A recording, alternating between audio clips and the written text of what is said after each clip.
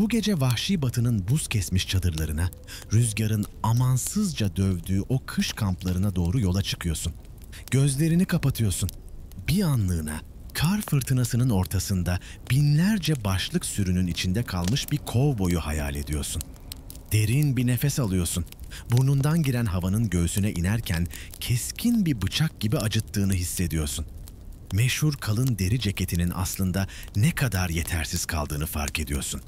Çizmenin içine sızan incecik erimiş karın gece boyunca donup ayak parmaklarını çelik bir mengene gibi sıkacağını biliyorsun. Sana bu hayatın zor olduğu söylenmişti ama kimse bu kadar dondurucu bir soğuğun dayanıklılığını anlatmamıştı.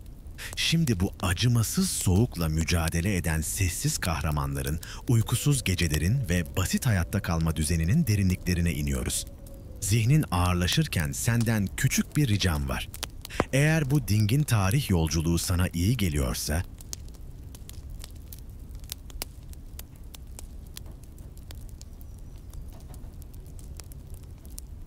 kanalımızdaki zil simgesine dokunarak yeni tınılardan haberdar olabilirsin.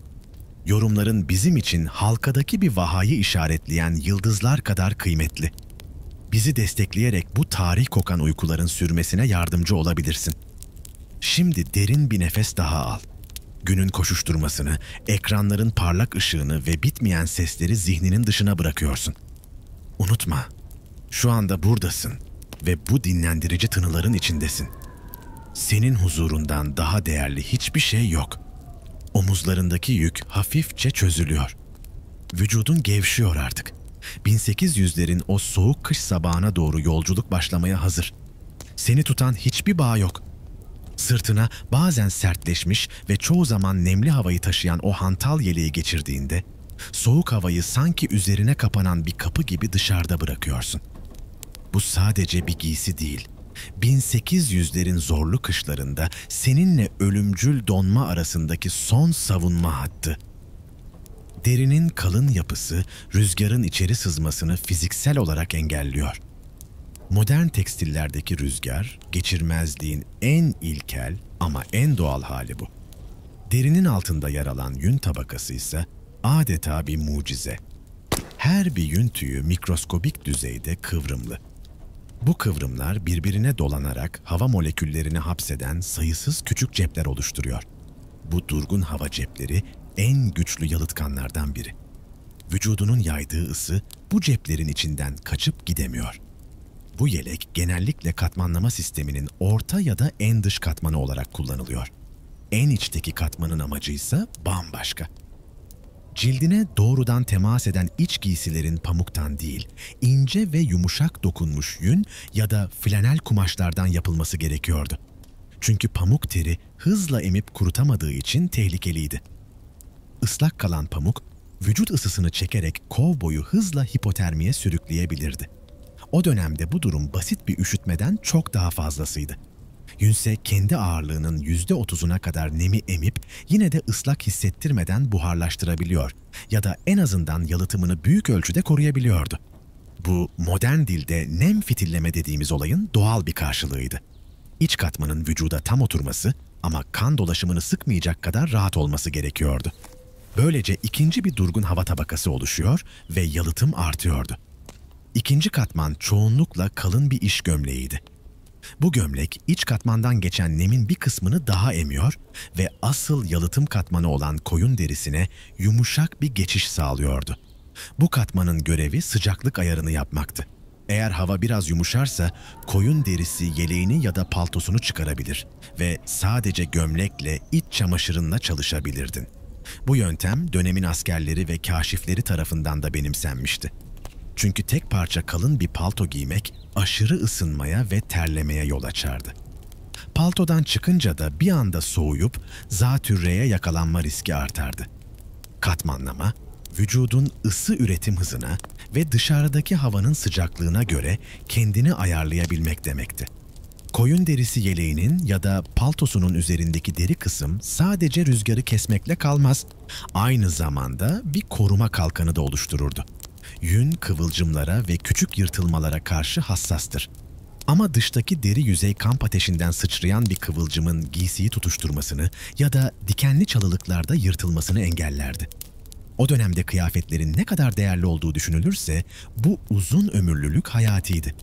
Giysini ne kadar uzun süre koruyabilirsen hayatta kalma şansın o kadar artardı. Modern dünyada giysiler yıpranınca yenisini almak kolaydır. Ama vahşi batıda iyi bir kışlık palto bazen bir at kadar değerliydi. Yünün bir diğer doğal faydası ise kokuya dayanıklı olmasıydı. Yün lifleri bakterilerin çoğalmasını zorlaştıran bir yapıya sahiptir.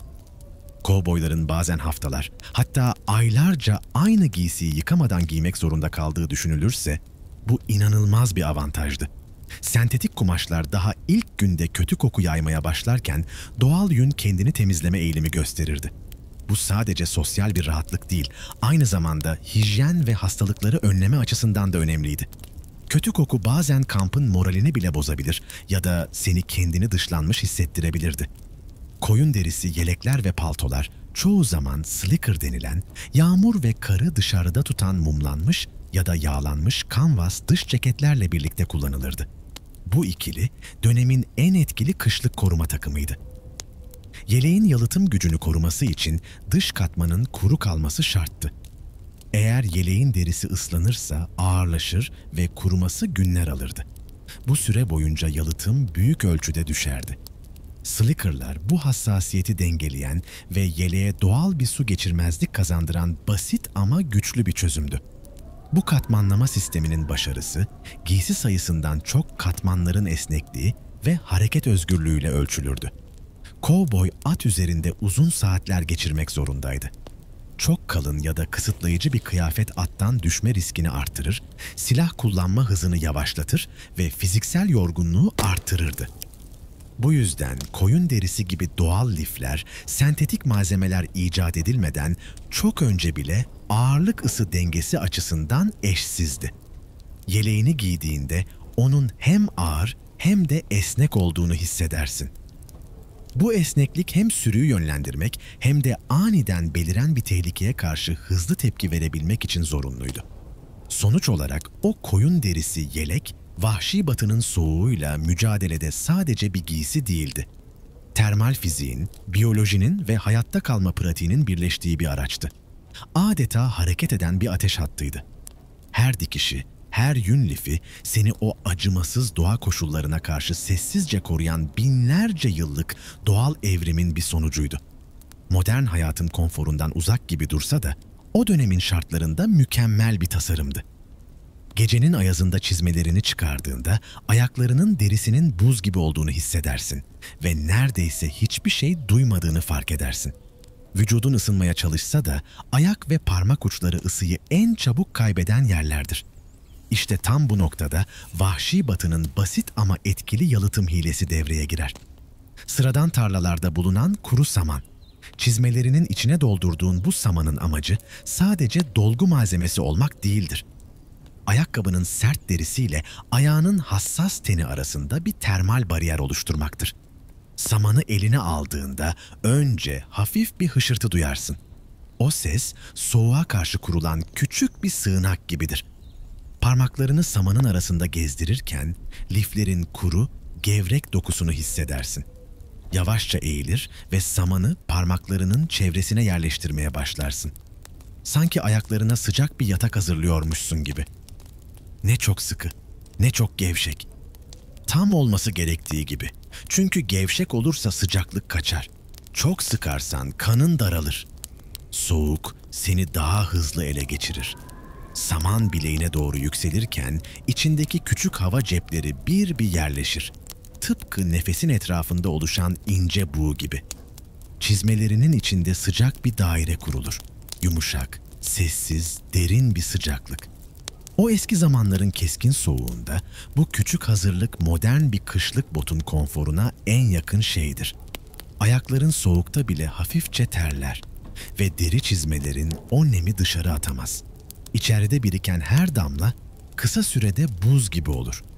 Saman bu noktada sessiz bir kahramandır. Hem nemi tutar hem sıcaklığı saklar.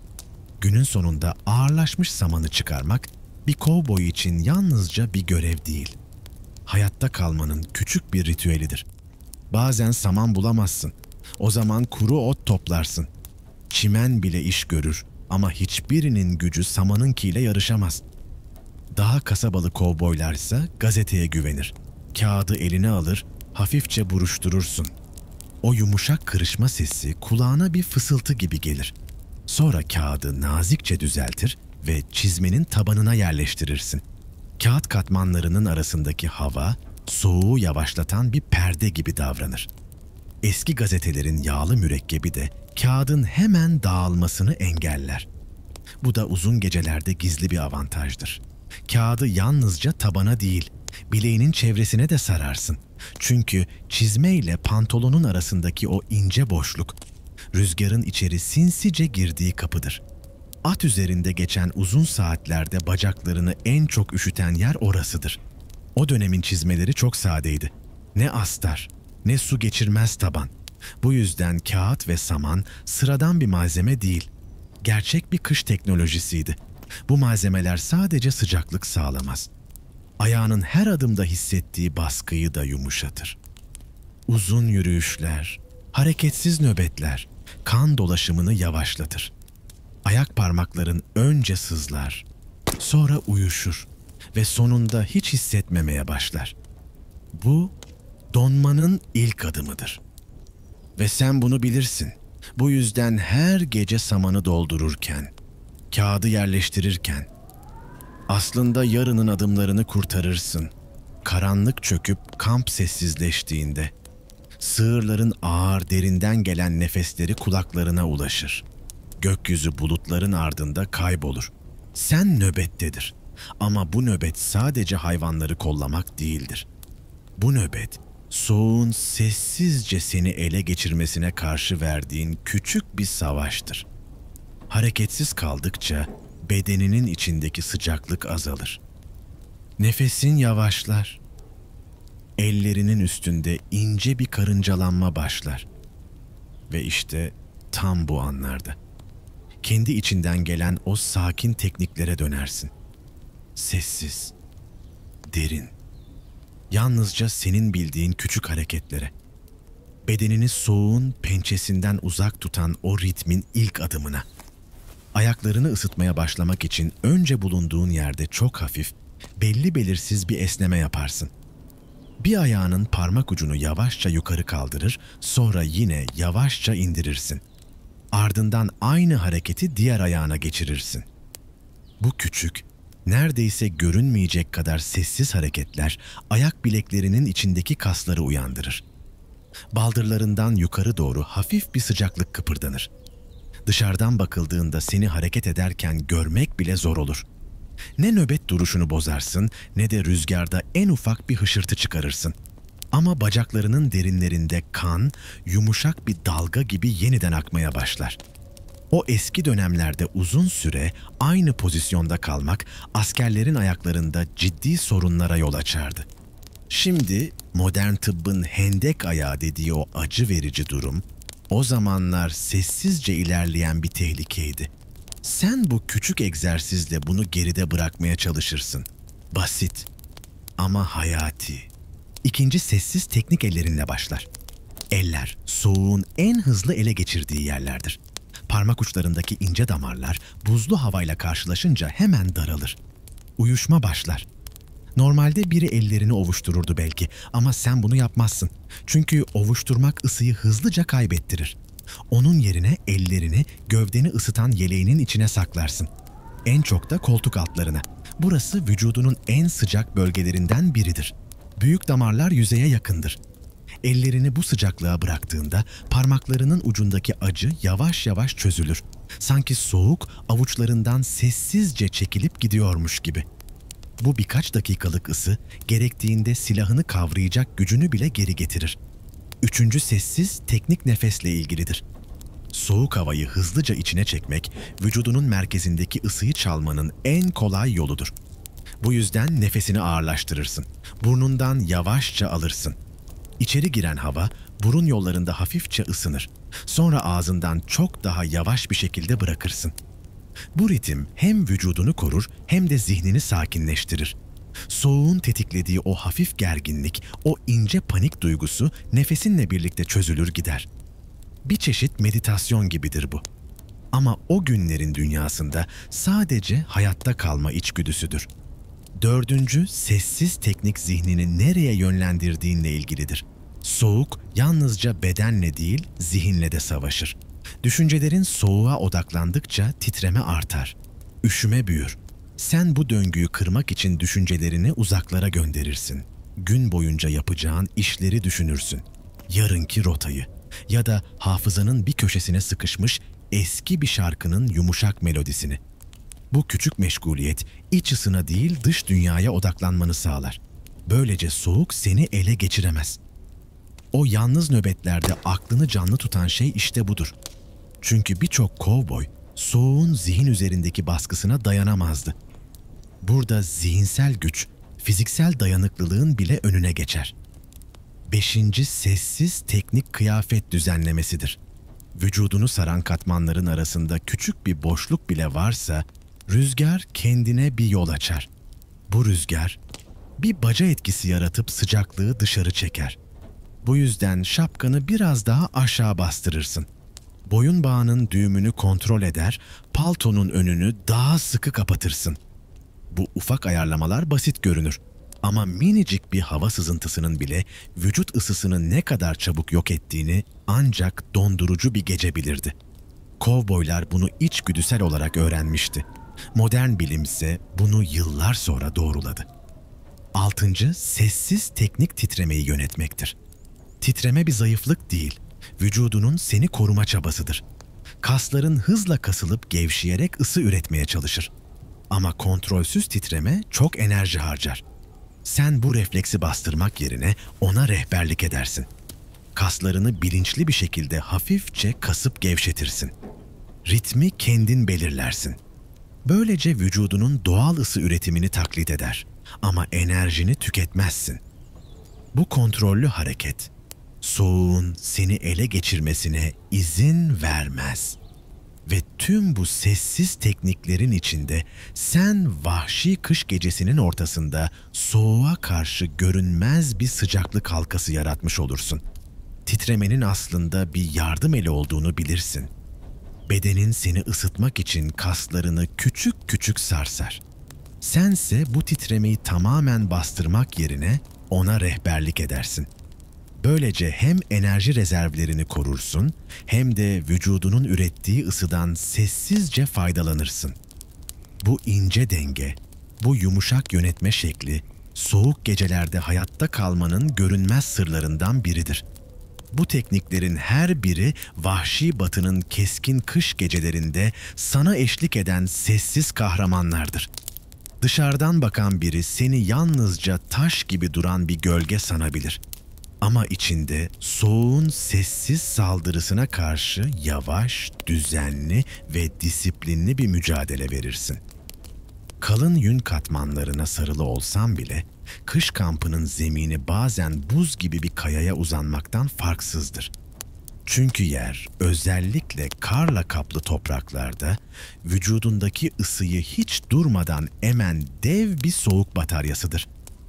Bu yüzden kamp kurduğunda yaptığın ilk şeylerden biri zemini hafifçe kazmaktır. Bu basit bir çukur açmak değildir. Bu, doğanın sunduğu en eski yalıtım yöntemlerinden birini kurmaktır. Çadırın altındaki toprağı yaklaşık 30 ya da 50 santim olacak kadar aşağı doğru açarsın. O derinliğe indiğinde iki büyük avantaj elde edersin. İlki, yüzeydeki buz ve kar tabakasının altına geçip daha ılık bir toprağa ulaşmandır. Yerin hemen altı, yüzeyin aksine daha stabildir ve çok az da olsa daha sıcaktır. Toprağın sunduğu bu küçük armağan, soğuk gecelerde düşündüğünden çok daha değerlidir. İkinci avantaj ise rüzgardan gelir. Rüzgar, vücudun ısısını çalan en acımasız güçlerden biridir. Ama çukurun duvarları etrafında biriken karla birleştiğinde sana güçlü bir rüzgar kalkanı olur. Çukurun içine indiğinde yüzeyde dolaşan buz kesen hava artık seni aynı şiddette vuramaz. Soğuk hava kenarlardan içeri sızsa bile çukurun dibi her zaman biraz daha durgundur. Biraz daha sakindir. Ve bu durgun hava, yükselen sıcaklığın çukur içinde birkaç an daha tutulmasına izin verir. Yüzeyde uyusan bu sıcaklık bir saniyede uçup giderdi. Ama çukurda en azından bir anlığına seninle kalabilir. Çukurun tabanını açtıktan sonra hemen yatak sermezsin.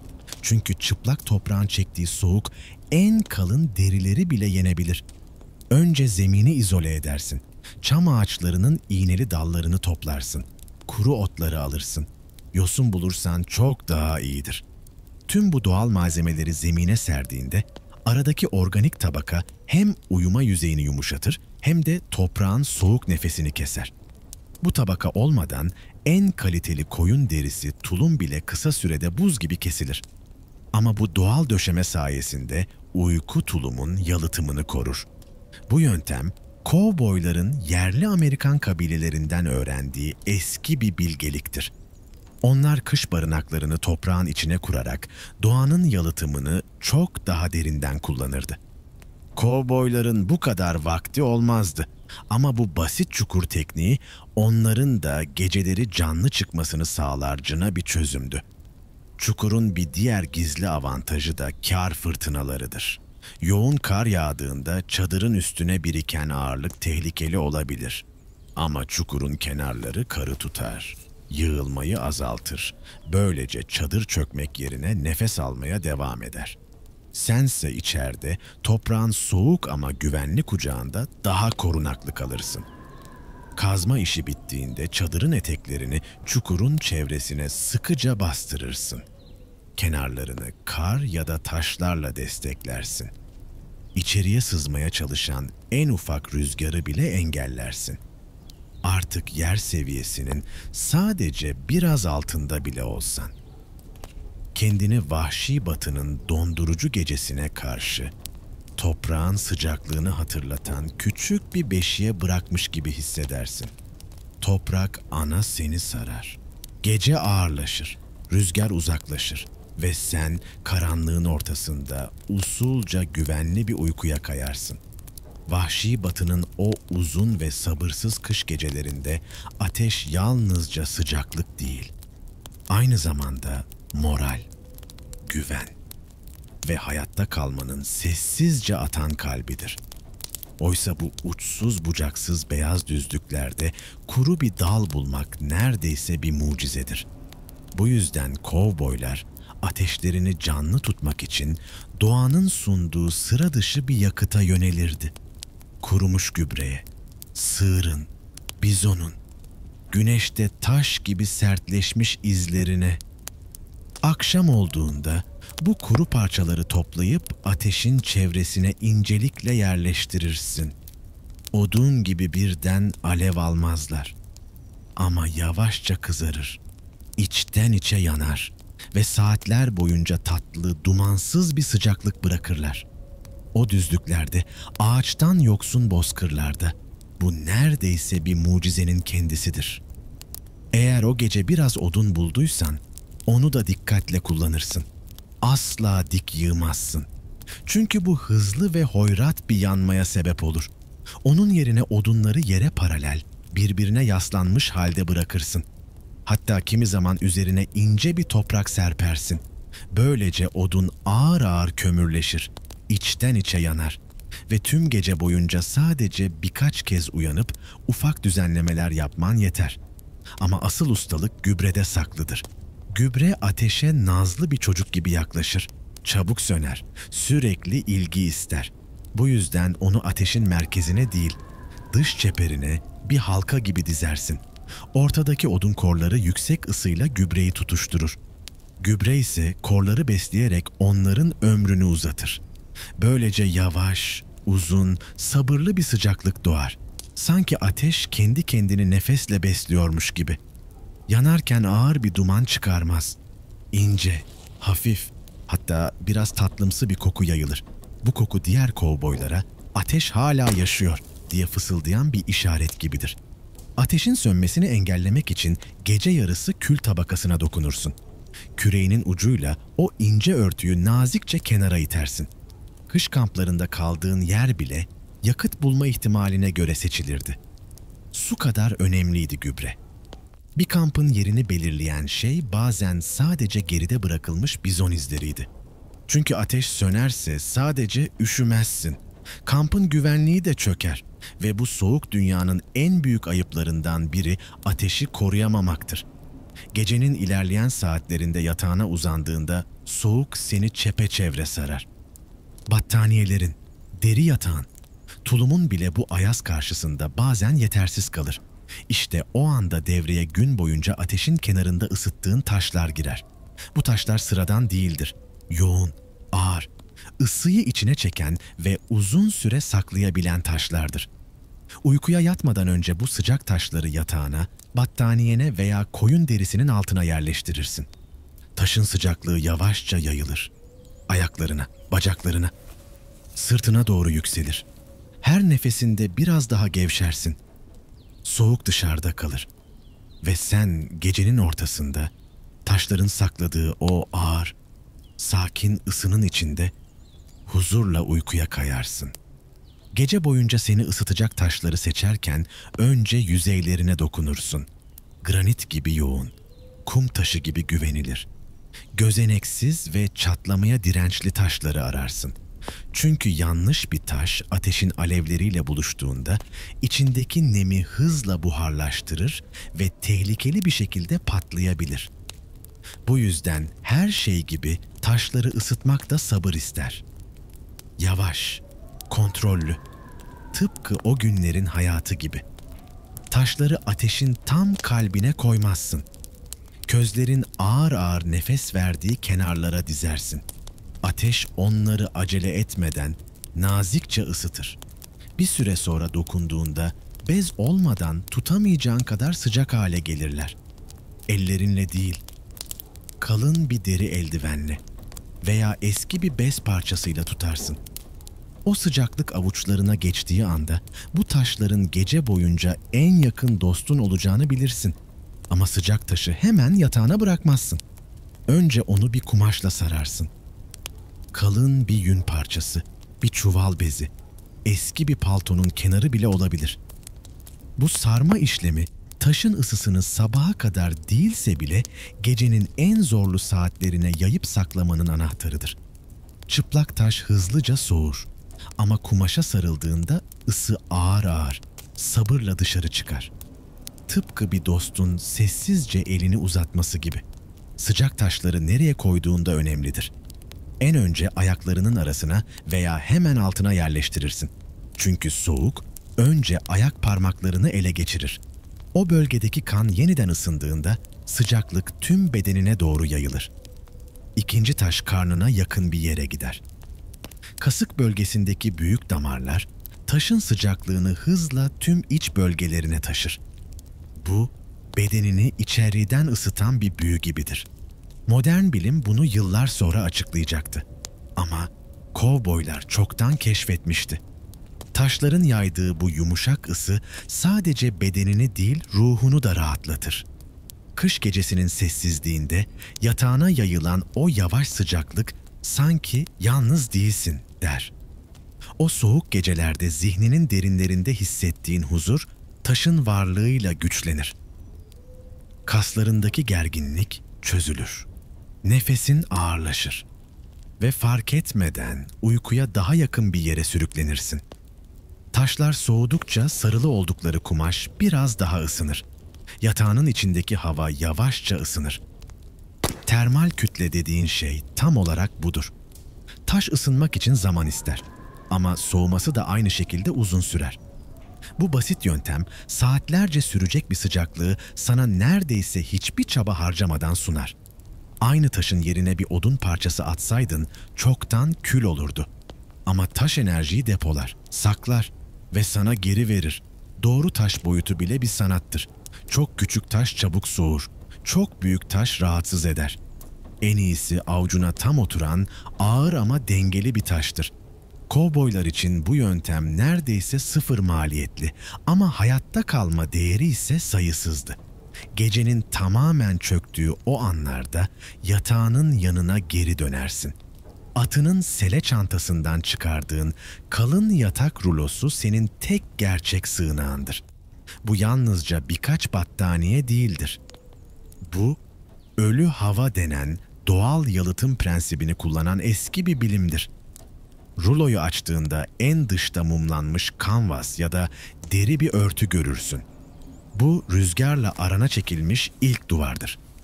Rüzgar ısıyı çalar ama bu sert kanvas onun geçmesine izin vermez. Sen içine girip bu örtüyü etrafına sardığında dış dünya ile aranda kalın bir bariyer oluşur. Hemen altında birkaç kat yün battaniye vardır. Yün her lifinde hava cepleri saklayan mucizevi bir malzemedir. Soğuğu dışarıda tutar. İçerideki sıcaklığı hapseder.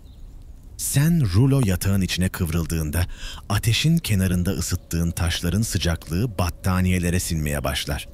Yavaşça, derin bir nefes gibi. Yün battaniyelere sarıldığında aslında yalnızca kendini örten bir örtünün altına değil, seni dış dünyanın soğuğundan koruyan küçük bir evrene adım atarsın. Her battaniyenin lifleri arasında saklı duran o durgun hava cepleri, soğuğun girmeye cesaret edemediği birer sıcaklık adacığıdır. Hareket etmeyen hava, doğanın en sessiz ama en güçlü yalıtkanıdır. Vücudundan yükselen sıcaklık önce yün liflerinin arasına işler. Ardından battaniyelerin arasındaki boşluklara yayılır ve orada ağır ve sakin bir su gibi bekler. Bu ısının kaçmaması için yün battaniyeler seninle birlikte nefes alır gibi davranır. Bir battaniye yerine 3 ince battaniye ile uykuya girmenin farkını hemen hissedersin. Çünkü her ince battaniye enin arasında bir ölü hava tabakası oluşur. Bir katman, üstüne bir katman, üstüne bir katman daha. Bu üçlü yapı tek bir kalın battaniyenin sağlayabileceğinden çok daha derin bir sıcaklık sunar.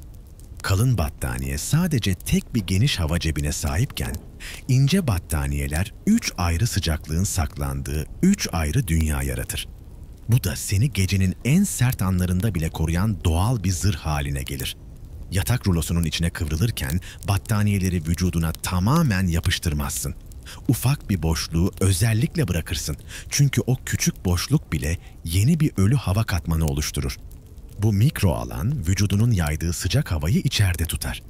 Aynı zamanda sana hareket edecek bir alan verir. Eğer battaniyeler çok sıkı olursa yalıtım katmanları ezilir, aradaki hava dışarı kaçar ve tüm o sıcaklık sistemi çöker. Ama sen yavaşça kıvrılıp battaniyeleri hafifçe vücuduna yaslayarak mükemmel o dengeyi kurarsın. Yatağın alt katmanında seni yerin soğuk çekişinden kurtaran koyun derisi vardır. Onun kalın, yoğun dokusu toprağın soğuk nefesini yavaşlatır. Yünlü yüzeyi ise seninle zemin arasında bir ölü hava tabakası daha yaratır. Böylece altındaki soğuk seni tüketemez. Yumuşak ama güçlü bir engel gibi durur. Yatak rulosu hem üstten hem alttan seni sarar. Seni soğuğun ortasında asılı kalmış küçük bir sıcak koza haline getirir. Bu yatak rulosu aynı zamanda tüm eşyalarını da saklayan bir depodur. Gecelik kıyafetlerin, yedek çorapların, bazen silahın bile bu battaniyelerin arasına sıkıştırılır.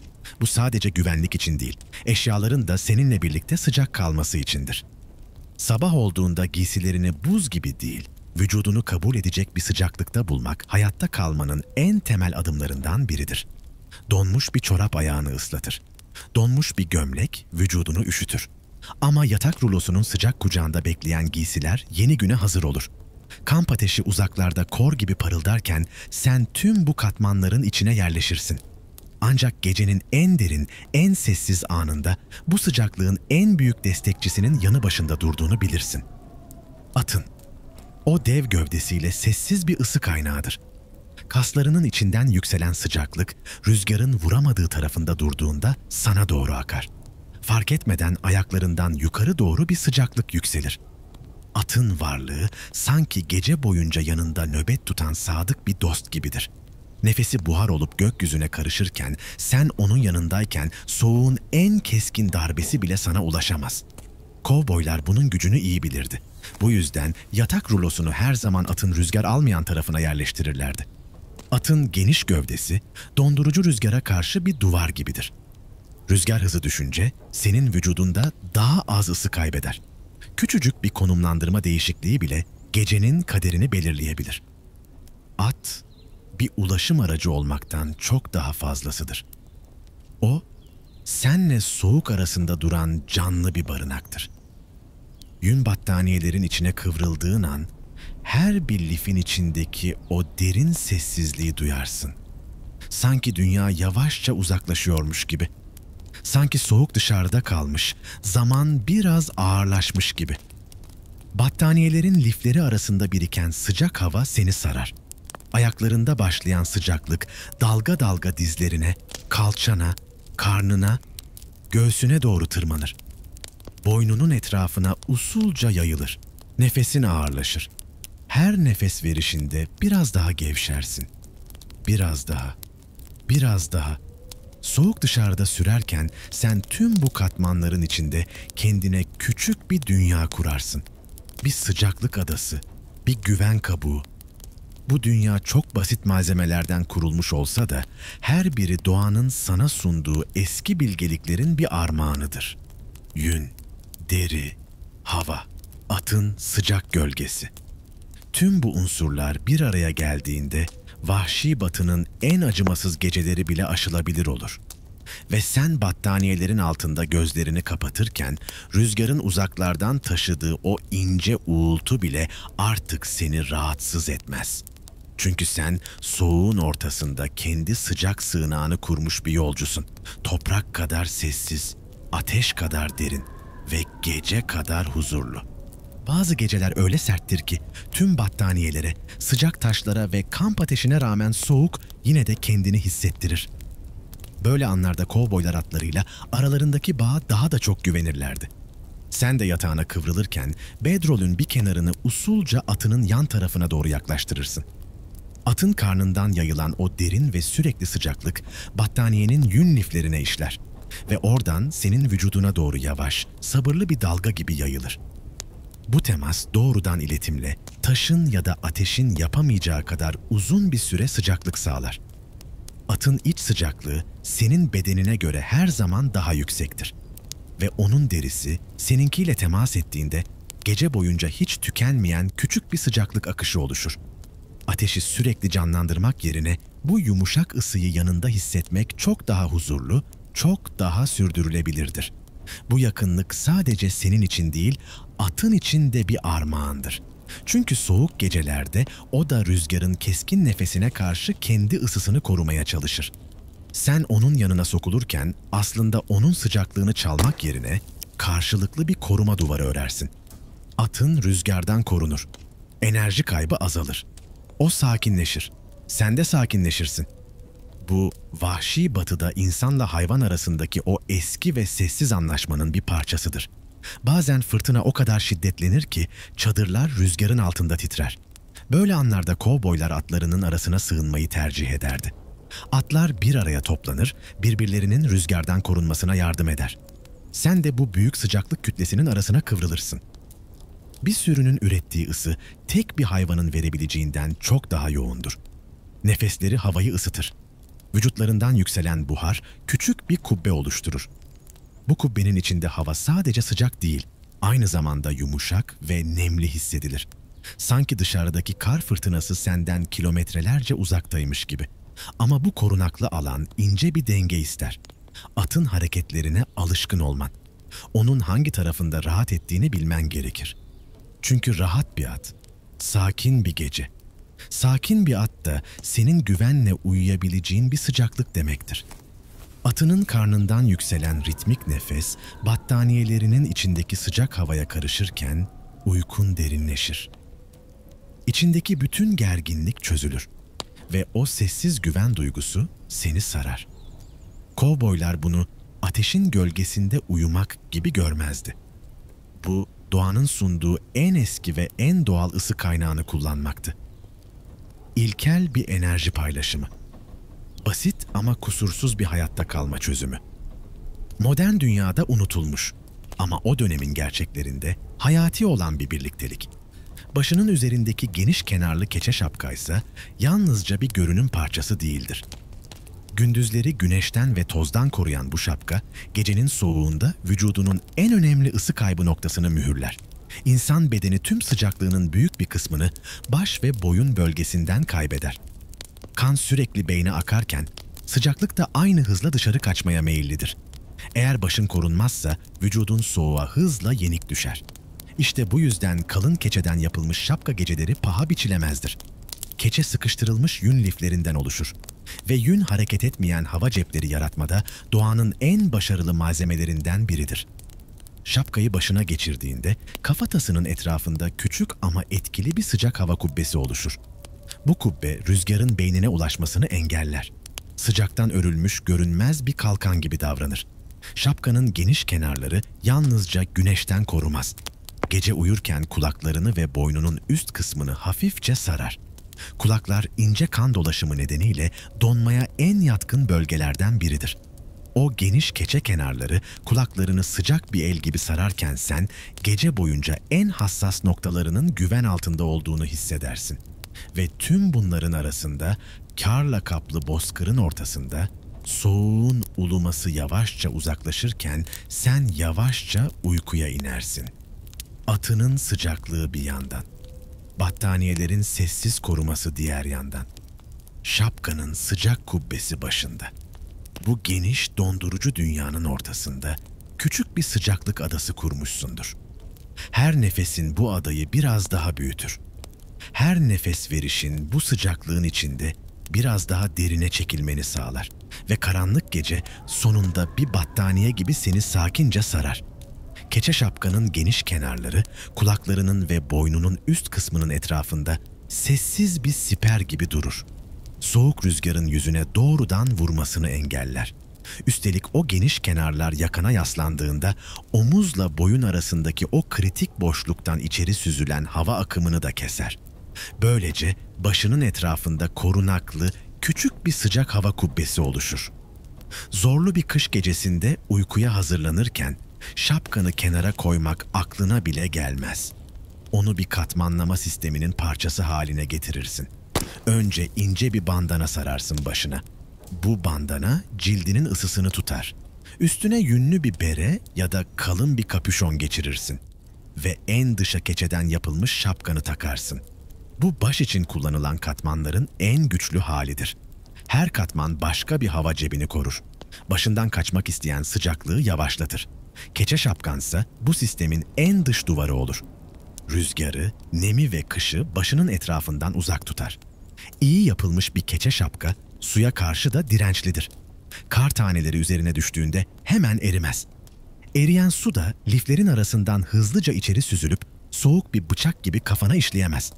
Kalitesiz bir hasır şapkaysa ne kadar geniş olursa olsun hiçbir işe yaramazdı.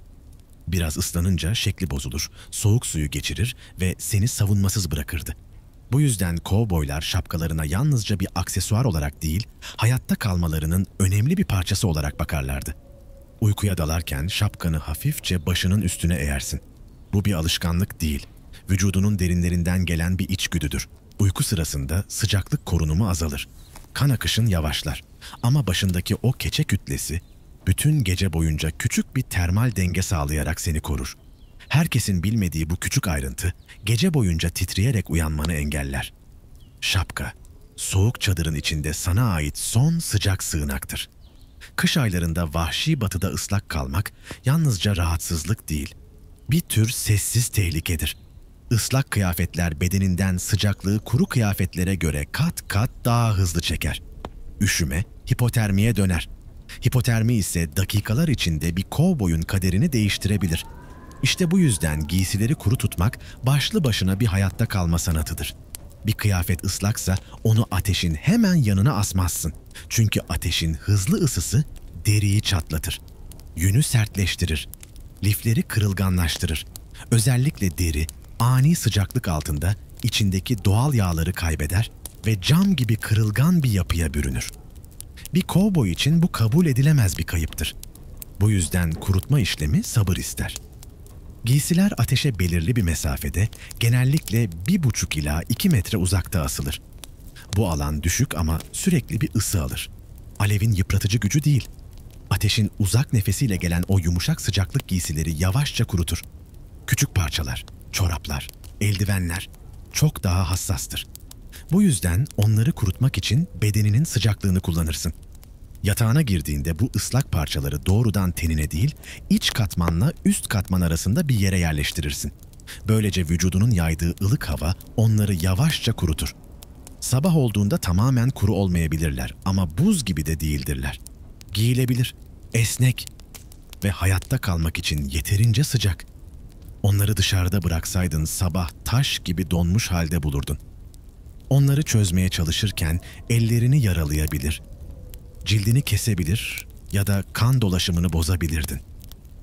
Kışın dondurucu sessizliğinde şapkanın ve kıyafetlerin yalnızca birer eşya olmadığını anlarsın. Hepsi seninle birlikte nefes alan küçük dostlardır. Her biri soğuğun seni ele geçirmesini engelleyen sessiz birer koruyucudur.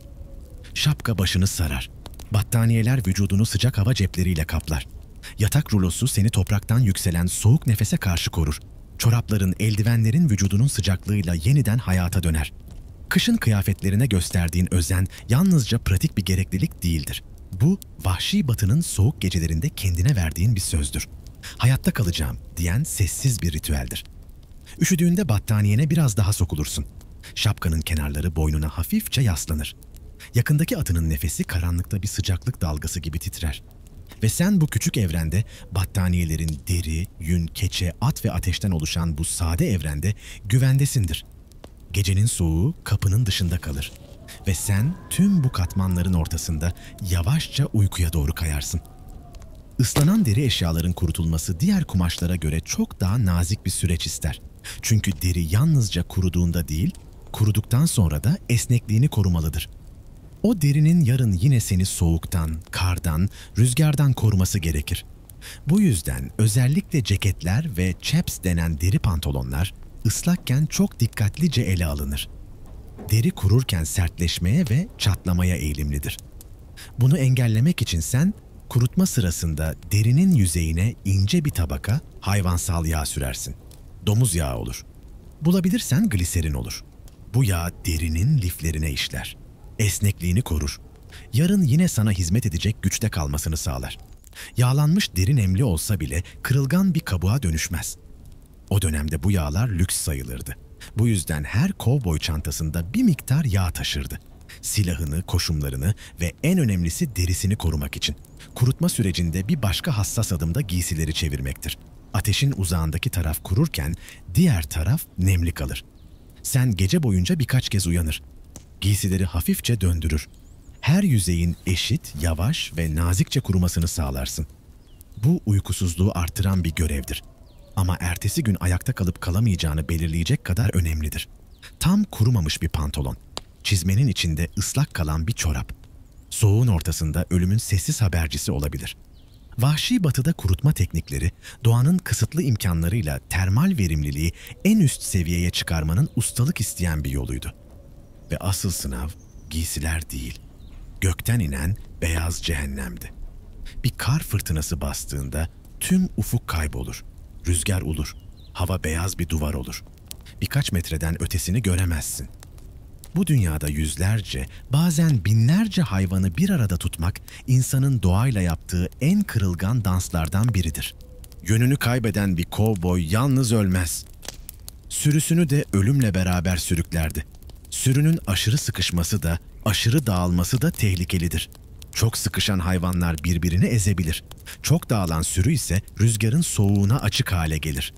Sen bu iki uç arasında ince bir denge kurarsın. Sürüyü kontrollü bir yoğunlukta tutarsın. Bu yoğunluk hayvanların nefesleriyle hava sıcaklığını bir parça yükseltir. Aralarındaki sıcak birikimi donmayı geciktirir. Ama çok sıkıştırırsan panik büyür. O ince çizgiyi bulmak saatlerce süren fırtınanın içinde yorucu, zihni uyuşturan bir mücadeledir. Ve tüm bunların ortasında sen bir kar fırtınasının içindeki küçük bir figür olarak sanki dünyanın tüm yükü omuzlarında gibi hissedersin. Ama yine de devam edersin. Çünkü sürüyü hayatta tutmak sadece bir görev değil, senin var olma sebebindir. Kar fırtınasının ortasında sürüyü yönetirken en tehlikeli an, öncü hayvanların bir engelle karşı karşıya geldiği andır. Buz tutmuş bir nehir kıyısı, yere gömülü bir çit hattı, görülmeyen bir uçurum kenarı, Panik içinde koşan ön kısım durursa, arkadan gelen binlerce hayvan onların üzerine doğru yığılır. Bu yığılma yalnızca sığırların değil, o kalabalığın tam ortasında çalışan kovboyların hayatını da saniyeler içinde tehlikeye sokar. İşte tam bu anlarda sen, fırtınanın karanlığına doğru atını sürersin. Sürünün en önüne ulaşıp, hayvanların yönünü çok hafif bir açıyla değiştirirsin. Bu manevraya kovboylar drift der. Yani doğal hareketi kırmadan yönlendirmek. Sürüyü olduğu yerden koparmadan, panik yaratmadan, rüzgarın onları ittiği çizgiyi usulca değiştirmek. Bu, kış sürücülüğünün en hassas ve en ölümcül görevlerinden biridir. Doğa seni dev bir satranç tahtasına sürmüştür. Ve sen attığın tek hamleyle yüzlerce hayvanın ve kendi hayatının kaderini belirlerdin. Bütün bu mücadele, kış aylarında sürü yönetimini insan iradesinin doğanın kudretine karşı verdiği en zorlu sınavlardan birine dönüştürür. Kar, rüzgar, karanlık ve sen. Bütün gece ayakta duran, uykuya yenilmemesi gereken tek varlık. Gecenin sonunda, sabahın ilk ışıkları belirmeden önce kampın içindeki hava buz gibi olur. O keskin soğuk kemiklerine kadar işler. İşte seni yataktan kaldıran şey, kamp ateşi kahvesinin ağır, yoğun kokusudur. Kahve yalnızca bir içecek değildir. Donmuş bir bedenin içini uyandıran sıcak bir çağrı gibidir. O dönemin kahveleri, bugünkü kahveler gibi süzülmüş, hafif içimli değildi. Neredeyse çamur kıvamında koyu bir karışımdı. Kaynatıldığı kazanla birlikte telvesi içinde kalırdı. Sen teneke kupaya doldururken bu sıcak sıvının dumanı yüzüne yükselir. İlk yudumu aldığında boğazından aşağı doğru yavaşça ilerleyen o yakıcı sıcaklığı hissedersin. Bu sıcaklık yalnızca bedenini ısıtmaz. İçinde gizli kalmış uykuyu da parçalayarak zihnini uyanık hale getirir. Kafein soğuktan uyuşmuş sinir sistemini hızla harekete geçirir. Ellerini biraz daha hızlı hareket ettirirsin. Nefesin canlanır. Kalbin ritmi belirginleşir. Bu, soğukla savaşan bir beden için yalnızca uyanıklık değil, enerji döngüsünü tetikleyen bir destek gibidir. Kahve seni anlık olarak ısıtır. Ama bu ısının ömrü kısadır. Bu yüzden asıl sırrın ne olduğunu bilirsin. Kışın ortasında hayatta kalmayı belirleyen şey, kahveden gelen geçici sıcaklık değil, yüksek kalorili beslenmenin sürekliliğidir. Bir kovboyun işi kışın yazdan çok daha ağırdır. Kar içinde yol almak, sığırları kontrol etmek, soğuğa karşı vücut ısısını korumak. Bütün bunlar olağanüstü bir enerji tüketimi demektir. Bu nedenle tabağına gelen her lokmanın bir amacı vardır. Kurutulmuş et bu diyetin temelidir. Az yer kaplar ama yoğun enerji sunar. Yavaş çiğnersin. Etin lifleri parçalanırken sindirim sistemin çalışmaya başlar. Ve bu sindirim süreci vücudunda içten içe bir sıcaklık oluşturur. Buna termogenez denir. Soğuk gecelerde vücudun içindeki en sadık ateş işte budur. Yağlı gıdalar, domuz yağı özellikle, gram başına en yüksek kaloriyi sunar. Soğukta yağın yavaş sindirilmesi, vücudunun içten içe saatler boyunca ısınmasına neden olur. Bir parça yağlı etin vücudunda bıraktığı sıcaklığı çok iyi bilirsin. Sanki midende küçük bir ocak yanıyormuş gibi. Geceleri azıcık daha uzun süren sıcaklığın arkasında, akşam yediğin o ağır yahninin payı büyüktür. Mısır unu, kuru fasulye, domuz yağı, bu üçlü kış diyeti için bir mucize karışımıdır. Ucuzdur, taşıması kolaydır ve enerji bakımından yoğundur. Bu kalın yemek vücudunda ağır ağır sindirilir. Sindirim devam ettikçe iç ısın artar. Uykuya dalarken bile bedenin kendi ateşini yakmaya devam eder. Rüzgar ne kadar sert eserse essin, kar ne kadar hızlı yağarsa yağsın. İçinde yavaşça yanan bu sıcaklık seni hayatta tutar. Kışın o amansız açık arazisinde hayatta kalmak, dışarıdaki ateşten çok içindeki ateşe bağlıdır. Ve sen bunu her sıcak lokmada hatırlarsın. Kışın ortasında sağ kalmanın en temel sırlarından biri, tabağına koyduğun her lokmanın enerji dolu olmasıydı. Menünün omurgasını ise kurutulmuş et ve hayvansal yağlar oluştururdu. Bu et çoğu zaman kurutulmuş biftek ya da jerky dediğin sert ama besleyici bir parçaydı. Hafifti, az yer kaplardı ama içinde taş gibi sıkışmış bir enerji saklıydı. Bu kas liflerini çiğneyip yavaşça midenin derinliklerine gönderdiğinde sindirim süreci başlar. Bu süreçte vücudun içeriden hafif bir sıcaklık üretir. Bu doğal ısınma döngüsüne termogenez denirdi. Yağlı gıdaların sindirilmesi çok daha uzun sürer. Ve işte o yavaşlık vücudunun saatler boyunca içeriden ısınmasını sağlar. Bir parça yağlı eti ağzında ağır ağır çiğnediğinde yalnızca açlığını bastırmazsın. Aynı zamanda bedeninin içinde sessiz, küçük bir ateş yakarsın. Bu ateş karanlıkta titreşen kamp ateşi gibi değil. Midenin en derin noktasından çıkan, sabırlı ve yumuşak bir sıcaklık gibidir. Kışın vahşi batıda bir kovboyun diyetinin 2 vazgeçilmez unsuru vardı. Biri sıcak kahve, diğeri yağlı yiyecekler. Kahve seni hemen uyandırır, zihnini keskinleştirir ve iç ısının hızlıca yükselmesini sağlar. Ama bu ısı uzun sürmez. Yağ ise tam tersidir. Yavaş, dingin ve sarsılmaz bir iç ateş oluşturur. Gecenin ortasında battaniyelerin arasında yatarken bile sindirim devam eder. Ve vücudun içeriden ısınır. Soğuk rüzgarın cildi nasıl acıttığını bilirsin. Hem el hem yüz. Uzun süre rüzgara maruz kaldığında hızla kurur, çatlar, acır ve o küçük yarıklar bir anda tehlikeli hale gelebilir. Kovboyların bu soruna bulduğu çözüm ise basit ama mucizevi bir yöntemdi. Hayvansal yağları cilde sürmek. Domuz yağı, sığır iç yağı yani yağlı, ağır, tallow. Kampın yiyecek stoğunda zaten bulunan bu yağlar aynı zamanda birer doğal bakım malzemesiydi. Sen parmaklarının ucuyla aldığın küçük bir topak yağı avuç içinde ısıtırsın. Yağ yavaşça erirken parmakların arasında kaygan bir sıcaklık oluşur. Sonra bu yağın ince bir tabakasını yüzünün en çok rüzgar alan yerlerine sürersin. Elmacık kemiklerine, burnunun kenarlarına, dudaklarının çevresine. Bu yağın 2 büyük faydası vardı. İlki, cildinin üstünde ince bir bariyer oluşturmasıydı. Bu bariyer, rüzgarın cildindeki nemi anında buharlaştırmasını engeller. Böylece cildin çatlamaz, acımaz, kanamaz. O çatlarsa bu yarıklar enfeksiyon için davetiye çıkarırdı. Oysa antibiyotiklerin olmadığı bir dünyada küçük bir yara bile büyük bir tehlike demekti. İkinci faydası ise cildin içindeki nemi korumasıydı. Kış aylarında hava hem soğuk hem de kurudur. Bu kuru hava cildindeki suyu hızla çeker. Yağ ise nem buharlaşmasını engelleyen bir örtü gibi çalışır. Vücudun daha az enerji harcar. Cilt esnek kalır. Sana daha fazla dayanım sağlar. Yağ yalnızca yüz için değil, eller için de kullanılırdı.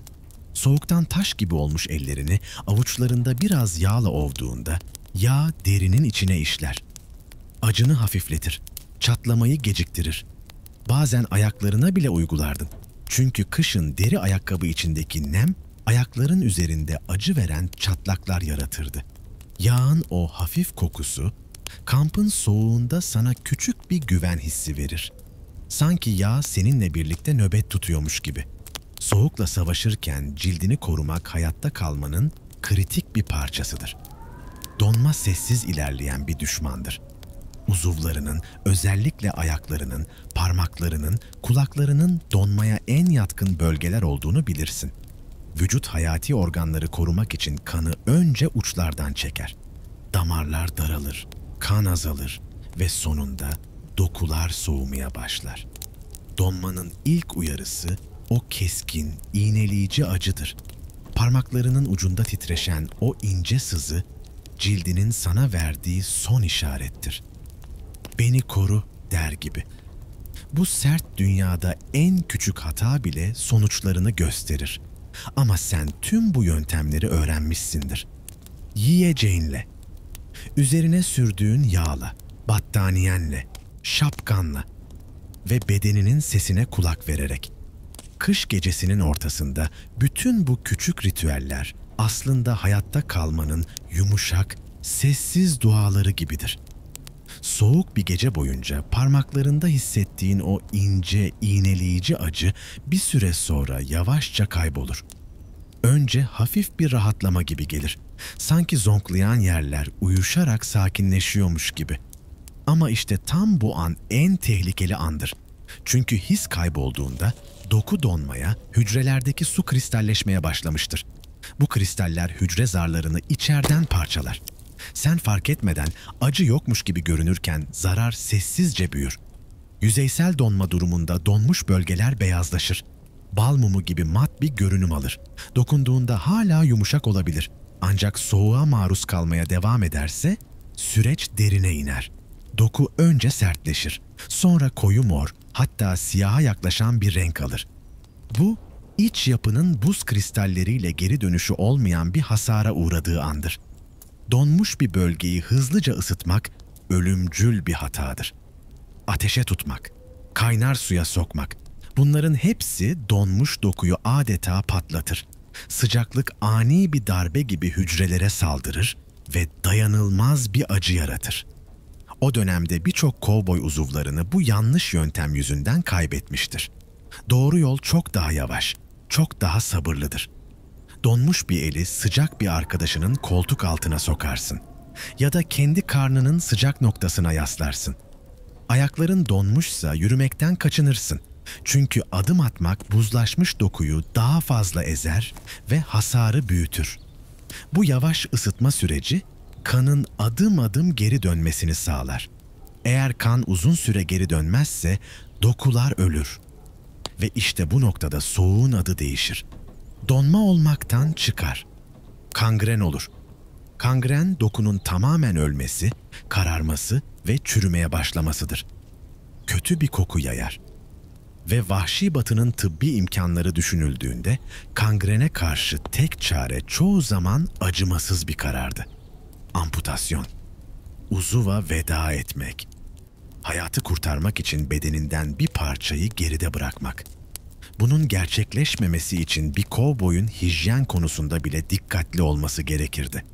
Çorapları sık sık değiştirmek, ayakları kuru tutmak, minik bir çatlağı bile temiz tutmak.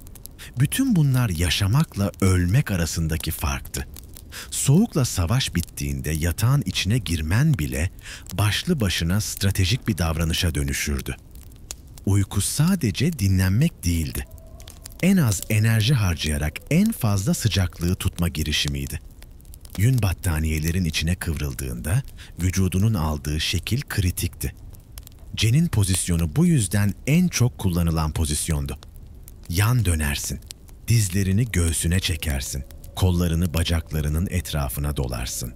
Böylece vücudunun dışarıya temas eden yüzey alanı küçülür. Sıcaklık içeride daha uzun süre saklanır.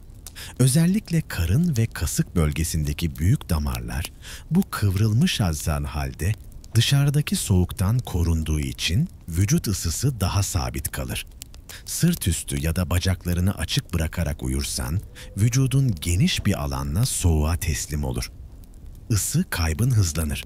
Bu yüzden uyku bile bir savaş tekniğidir. Bir korunma sanatıdır. Cen'in pozisyonunun bir varyasyonu daha vardır.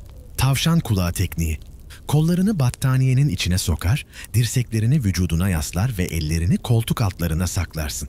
Koltuk altları vücudun en sıcak noktalarından biridir. Ellerin oraya yerleştiğinde parmaklarındaki soğuk kan merkeze giremez. Soğuk kan merkeze ulaşırsa çekirdek sıcaklığını düşürür. Ama sen ellerini burada ısıtarak bu soğuk akışı durdurursun. Vücudun merkezini korursun.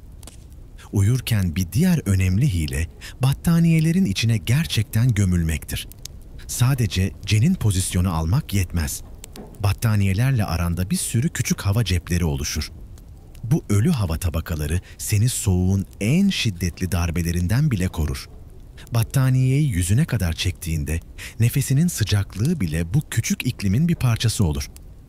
Vahşi Batı'nın fırtınalı, dondurucu gecelerinde bir kovboy için uyku bir kaçış değil, bir savunma stratejisidir. Her pozisyon, her hareket, her katman bir başka sıcaklık bariyeri oluşturur. Ve sen battaniyelerin arasındaki o dar, sıcak dünyanın içine kıvrıldığında, bütün bu küçük yöntemlerin aslında seni hayatta tutmak için sessizce çalışan birer koruyucu olduğunu hissedersin. Soğuk dışarıda ulumaya devam ederken sen, nefesinin ritmiyle bedenini ısıtan bir uykuya doğru yavaşça kayarsın. Yatak rulosunun dışındaki kalın kanvas muşambayı başının üzerine doğru çekip sadece nefes alabileceğin küçük bir boşluk bıraktığında, yüzünün etrafında kendine ait minik bir iklim oluşturursun. Bu boşluğun içinde nefesinle ısınmış hafif bir nem dolaşır. Başından çıkan sıcaklık dışarı kaçacak yer bulamaz. Bu küçük odacıkta toplanır. Yavaşça yüzüne geri döner. Böylece baş bölgesindeki ısı yalıtımı neredeyse 2 katına çıkar. Nefesinle dokunan bu hava seni gece boyunca sakince korur. Bu uyku pozisyonları yalnız uyuyan bir kovboyun sessiz savaşının parçasıdır. Ama 2 kovboy yan yana yatmak zorunda kaldığında işler değişir. O zaman devreye kaşık pozisyonu girer. 2 beden birbirine yaslanır. Sıcaklık temas eden yüzeylerden 2'ye bölünmeden paylaşılır. Arka sırttan gelen geniş temas yüzeyi 2 vücudun birbiriyle ısınmasına izin verir. Bu biyolojik ısı transferi battaniyelerin tek başına sağlayamayacağı bir koruma sunar. 1800'lerin sert kış gecelerinde bu yakınlık konfor değil, yaşamla ölüm arasındaki ince çizgiydi. Gezgin bir kovboy için çadır çoğu zaman yeterli bir sığınak olurdu. Ama uzun süre kalınması gereken kış kampında ya da otlakları koruduğun sabit noktalarda daha sağlam bir barınak inşa etmek kaçınılmazdı. Bu barınaklar seni yalnızca rüzgardan değil, soğuğun en sinsi düşmanı olan sürekli ısı kaybından da korurdu.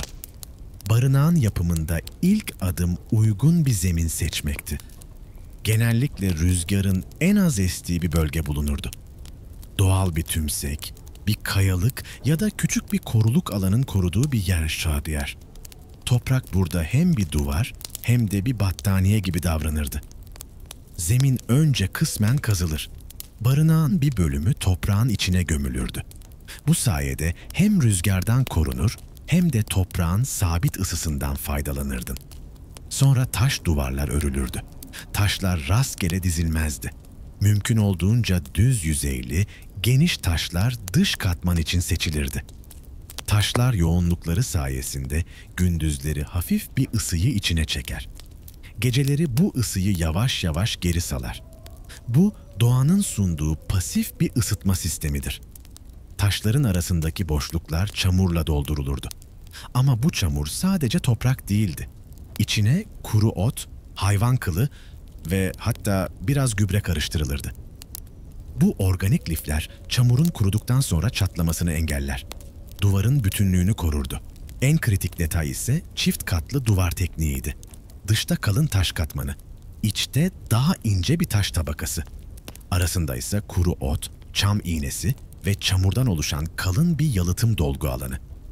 Bu aradaki katman soğuğun içeri sızmasını inanılmaz derecede yavaşlatırdı. Adeta taşın soğuk nefesine karşı bir battaniye görevi görürdü. Çatı kalın dallardan ya da kütüklerden yapılırdı. Üzerine büyük kanvas örtüler serilir. En üstte ise ağır bir çamur ve toprak tabakası eklenirdi. Bu toprak hem ısı yalıtımı sağlar hem de içeride yanan ateşten sıçrayabilecek kıvılcımlara karşı doğal bir yangın koruyucusu olurdu. Bu barınaklar küçük tutulurdu. Büyük bir alan daha fazla hava demekti. Daha fazla hava ise daha çok ısı kaybı. Küçük hacim ise insan vücudunun ve küçük bir ateşin ısıttığı sıcaklığı çok daha çabuk tutardı. Bu, enerji verimliliğini en üst düzeye çıkaran bilinçli bir tercihti. Giriş kapısı bile planlanırdı. Kapı, rüzgarın doğrudan içeri girmeyeceği bir açıya konurdu. Bazen kapıdan önce küçük bir rüzgar kıran duvar örülür. Soğuk havanın içeri dalmasını engellemek için doğal bir tünel etkisi yaratılırdı. Ve işte böyle.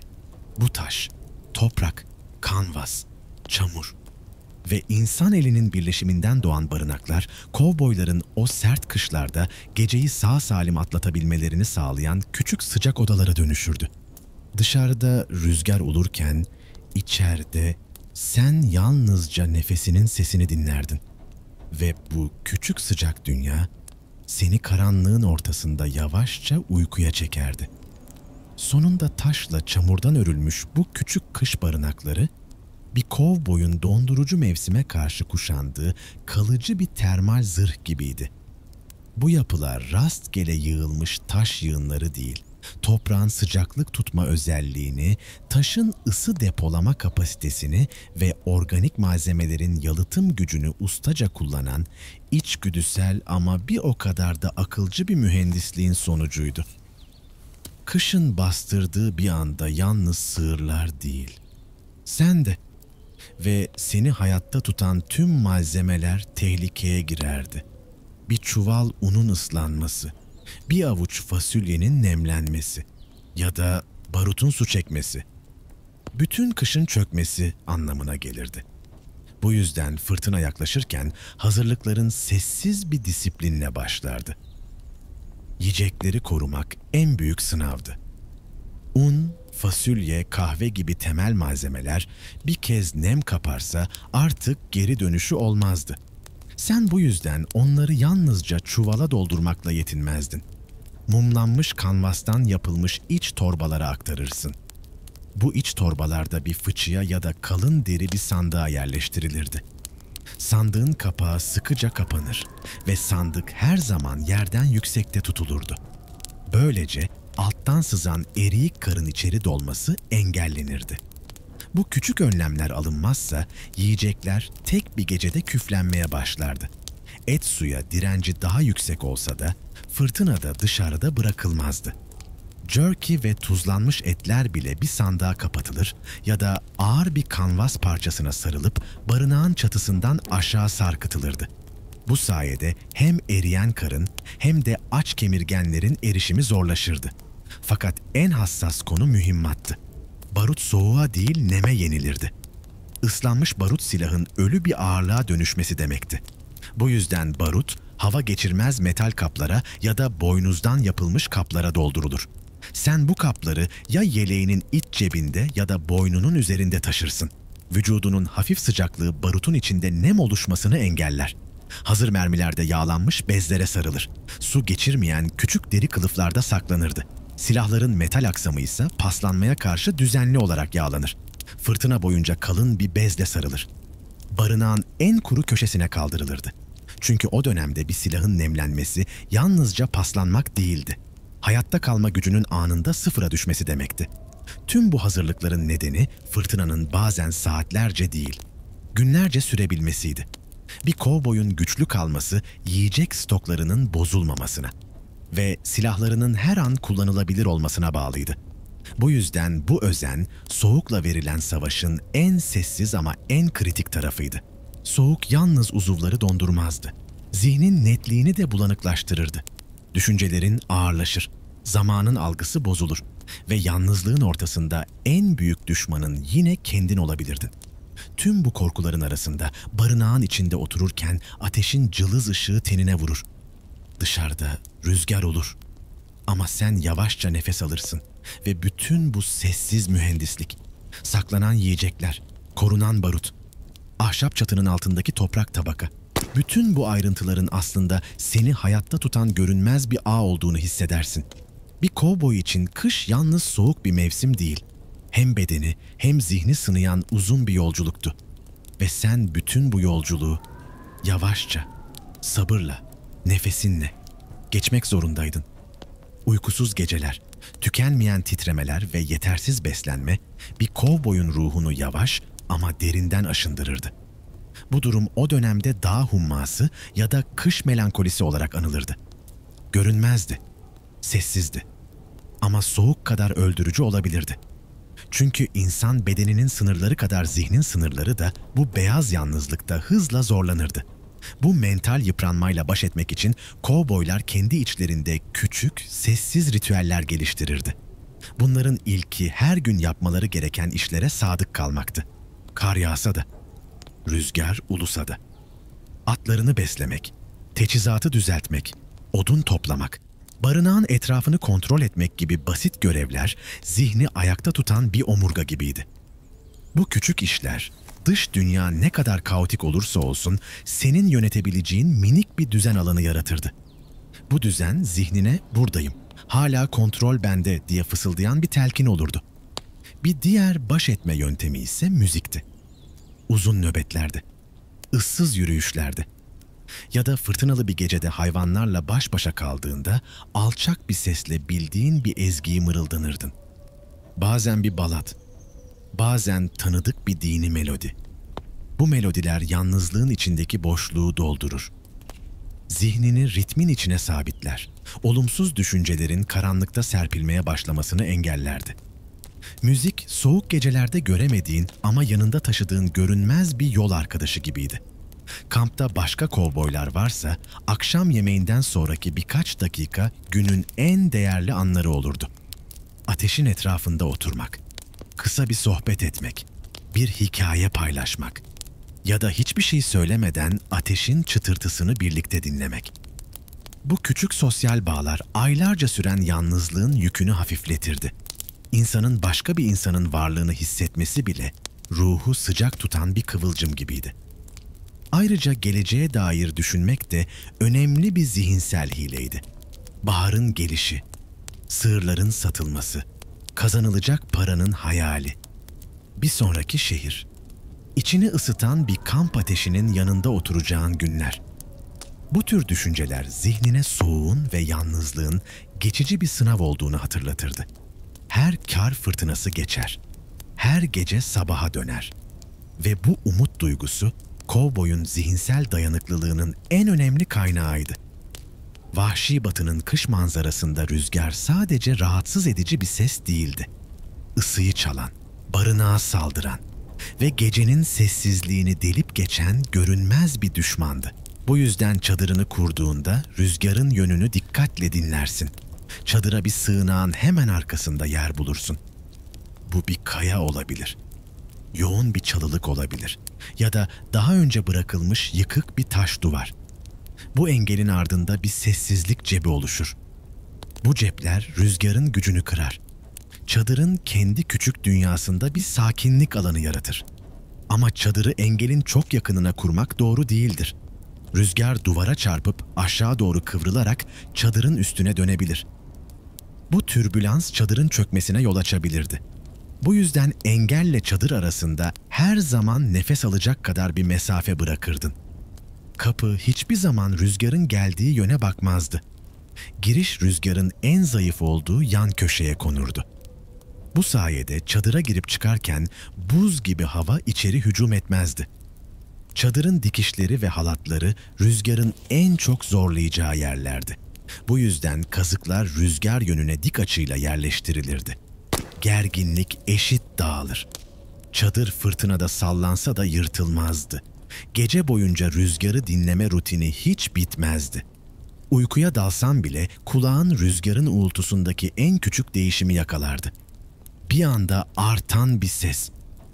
Bir yönden diğerine dönen bir nefes gibi vuran rüzgar. Yaklaşan yeni bir fırtınanın habercisiydi. Bu olduğunda yarı uykulu halde dışarı çıkarsın. Kazıkları kontrol eder. Halatları gerersin. Çadırın duvarlarını elinle yoklarsın. Bu kontroller o buz gibi gecede çadırın ayakta kalmasını sağlayan sessiz bir ritüeldir. Bir kovboy için rüzgar yalnızca havanın hareketi değil, hayatta kalmak için okunması gereken bir dildi. Ve sen her nöbette bu dili biraz daha iyi öğrenirdin. Rüzgarın hızlandığı gecelerde çadırını sabitlemek için gerekirse taş ekler, bazen de karı sıkıştırıp duvar gibi dizersin. Çünkü rüzgar yalnızca sesle uyarı vermez. Etrafındaki en küçük hareket bile onun şiddeti hakkında bir şeyler söyler. Bir ağacın yapraklarının kıpırdaması, karın yüzeyde nasıl savrulduğu, zemin üzerinde ince çizgiler halinde birikmesi, hepsi rüzgarın yönünü ve artışını anlatan sessiz işaretlerdir. Kanvasın gerginleşmesi ise en güçlü göstergelerden biridir. Çadırın dış yüzeyi rüzgarla gerildikçe sen içeriden oluşan o gerginliği hissedersin. Bu gerginlik sana dıştaki gücün derecesini fısıldar. Eğer bu kontrolü yapmazsan rüzgar aniden yön değiştirir, şiddeti artar ve bir anda tüm barınağını kaybedebilirsin. Bu yüzden rüzgarı dinlemek yalnızca bir alışkanlık değil. Kovboyun kış hayatta kalma stratejisinin görünmez ama vazgeçilmez bir parçasıydı. Doğru konumlandırma, sürekli takip, küçük dokunuşlarla yapılan düzeltmeler. Bunların hepsi seni doğanın en vahşi gücünün karşısında minimum enerjiyle maksimum korumaya kavuşturan bir kalkan gibiydi. Vahşi batıya gelen birçok kovboy kış koşullarına yabancıydı. Bu toprakların dilini bilen ve yüzlerce yıldır aynı soğukla yaşayan tek insanlar yerlilerdi. Onların bilgeliği kovboy kültürünün en sessiz öğretmeniydi. Yerlilerden öğrenilen ilk ders giyimle ilgiliydi. Kürk ve deri işleme tekniklerini gözlerinin önünde uygularken gördüğünde derinin nasıl yağlandığını, nasıl dumanla sertleştirilip suya dayanıklı hale getirildiğini öğrendin. Hayvan yağı ve beyin karışımı deriye sürüldüğünde yalnızca suyu değil rüzgarı da dışarıda tutuyordu. Bu teknik kovboyların kendi ceketlerini ve chapslerini daha dayanıklı hale getirmelerini sağlayan altın bir bilgiydi. İkinci büyük ders barınak felsefesiydi. Yerliler yalnızca rüzgarı kesen duvarlar değil, aynı zamanda karın kendisini yalıtım olarak kullanan geçici barınaklar inşa ediyorlardı. Karın bir engel değil, kusursuz bir yalıtıcı olduğunu öğrettiler. Kar çukurları, toprak altı barınakları, hepsi toprağın sabit sıcaklığından faydalanıyordu. Kovboyların çadırlarının tabanını kazma alışkanlığı işte bu bilginin sadeleştirilmiş bir haliydi. Bu teknik bilinmeden önce birçok yerleşimci yüzeyde kurulan yetersiz barınaklarda donarak hayatını kaybetmişti. Üçüncü ders yakıtla ilgiliydi. Ağaçsız bozkırlarda yüzyıllardır yerliler kuru bizon gübresi yakıyordu. Kovboylar başta bu yöntemi küçümsedi ama kısa sürede bu gübrenin yavaş, dengeli ve dumansız yandığını fark etti. Soğuk gecelerde ateşin sabaha kadar sönmemesi için bundan daha güvenilir bir yakıt yoktu. Gübreyi odun ve kuru otla karıştırmanın, koru uzun süre canlı tutmanın püf noktalarını yerlilerden öğrendiler. Dördüncü ve belki de en yaşamsal bilgi enerji yönetimiydi. Yerliler soğukla savaşırken gereksiz hareketlerden kaçınırdı. Az çabayla maksimum verim alma felsefesi, yürüyüşü günün en sıcak saatlerine bırakmak, boşuna koşmamak, vücudun gereksiz ısı kaybetmesini engellemek. Kovboyların nöbet sırasında yaptığı mikro hareketlerin bile kökeni yerlilerin bu sessiz bilgeliklerine dayanıyordu. Bu kültürel bilgi alışverişi, kovboyların kış aylarındaki hayatta kalma pratiğini şekillendiren gizli bir adaptasyon süreciydi. Soğukla savaş sadece bir beceri değil, bir mirastı. Kar ise yalnız bir tehlike değil, aynı zamanda rehberdi. Geniş düzlüklerde yiyeceğe ulaşmanı sağlayan bir harita gibiydi. Ama derin kar yürümeyi kabusa çevirirdi. Dizine kadar batan her adım enerji tüketimini katlar. Avlanmayı, iz takip etmeyi neredeyse imkansız hale getirirdi. Kovboy çizmesi kar için asla uygun bir ayakkabı değildi. Sivri ucu, dar tabanı, ağırlığı tek bir noktada yoğunlaştırır ve her adımda karın içine saplanırsın. Bu yüzden kışlık avcılıkta kovboylar özel bağlamalar ya da geniş tabanlı kar ayakkabıları kullanmak zorundaydı. Ayakkabının altına çapraz bağlanan ince dallar veya büyük oval çerçeveler içinde gerilmiş ham deri. Bunlar basıncı geniş bir alana yayarak karın içine batmanı engellerdi. Bu yöntemler yerlilerden öğrenilen bir başka sessiz armağandı. Kış doğasına karşı durmanın değil, onunla birlikte hareket etmenin yollarıydı. Ve bu yollar bir kovboyun kışın ortasında bile adım atabilmesini sağlayan görünmez kanatlar gibiydi. Derin ve yumuşak karın içinde yürümek bir kovboy için en yorucu uğraşlardan biriydi. Her adımda dizine kadar gömülür, bütün enerjin bir anda tükenirmiş gibi olurdu. Bu yüzden kış aylarında kullanılan en hayati araçlardan biri kar ayakkabılarıydı. Snowshoes. Bu geniş tabanlı ayakkabılar çoğu zaman yerli kabilelerden öğrenilir ya da onların tasarımlarından esinlenilirdi. Ahşaptan yapılan hafif bir çerçevenin üzerine gerilmiş ham deri bağcıklarından oluşurlar. Geniş yüzey alanı sayesinde vücudunun ağırlığı karın üzerinde daha geniş bir alana yayılır. Böylece bastığında sadece birkaç santim batarsın. Yürümen kolaylaşır. Nefesin düzene girer. Ve en önemlisi, enerjini boşa harcamamış olursun. Bu ayakkabılar yalnızca adım atmanı kolaylaştırmakla kalmaz. Avı takip ederken sessizliğini de korur. Normal çizmeyle kar üzerinde yürürken çıkan o gıcırtılı ses av hayvanlarını hemen ürkütür. Ama kar ayakkabılarıyla adımların karın üzerinde hafifçe süzülür. Sanki karla bir olup onunla birlikte nefes alırsın. Kullanımlarında önemli bir ayrıntı vardı. Ayak bile bağlanır ama topuk serbest bırakılırdı. Bu boşluk yürürken topuğunun rahatça kalkmasına izin verir. Ayakkabının arka kısmı kar üzerinde sabit bir çizgi oluşturur. Böylece dengeli ve akıcı bir yürüyüş sağlardı. Bağcıkların çok sıkı olması kan dolaşımını keser. Çok gevşek olması ise ayağının çerçevenin içinde kaymasına ve bilek burkulmalarına yol açardı. Doğru sıkılık. İşte kışı geçmenin küçük ama hayati sırlarından biri buydu. Kar ayakkabısı bulunamadığında kovboylar kendi çözümlerini üretirdi.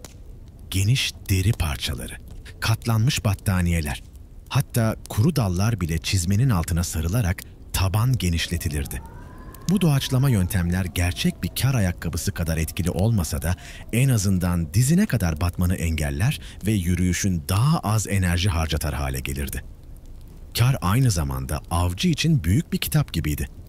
Üzerindeki her iz bir hikaye anlatırdı. Bir hayvanın geçtiği zamanı, ne kadar hızlı hareket ettiğini, yaralı olup olmadığını. Her şey izlerde saklıydı. Taze izler keskin, belirgin çizgilere sahip olurdu. Rüzgar değmiş izlerse hafifçe yumuşar. Kenarlardan içeri doğru dolar. Bir iz ne kadar karla hafif örtülmüşse o kadar eski olduğu anlaşılırdı. Kış aylarında bu iz okuma bilgisi aç kalmakla dolu bir masa arasında duran görünmez köprüydü. Kar ayakkabıları ve iz takibi kışın doğayla olan ilişkini tamamen değiştirirdi. Kar artık yürümeyi zorlaştıran bir engel değil, avın sana bıraktığı açık bir defter olurdu. Bu bilgi yerlilerden alınmış ve kovboy kültürünün vazgeçilmez bir parçasına dönüşmüştü. Ama soğuk yalnız ayaklarına değil, tüm bedenine saldırırdı. Kışın en yaygın tepkisi titremeydi. Bu titreme vücudunun seni korumak için kullandığı en temel savunmaydı. Kaslar hızla kasılıp gevşer. Böylece beden içinde ısı üretirdi. İlk anlarda bu titreme seni ısıtır. Hayati organlarının çekirdek sıcaklığı korunur. Ama süre uzadıkça tehlike başlardı.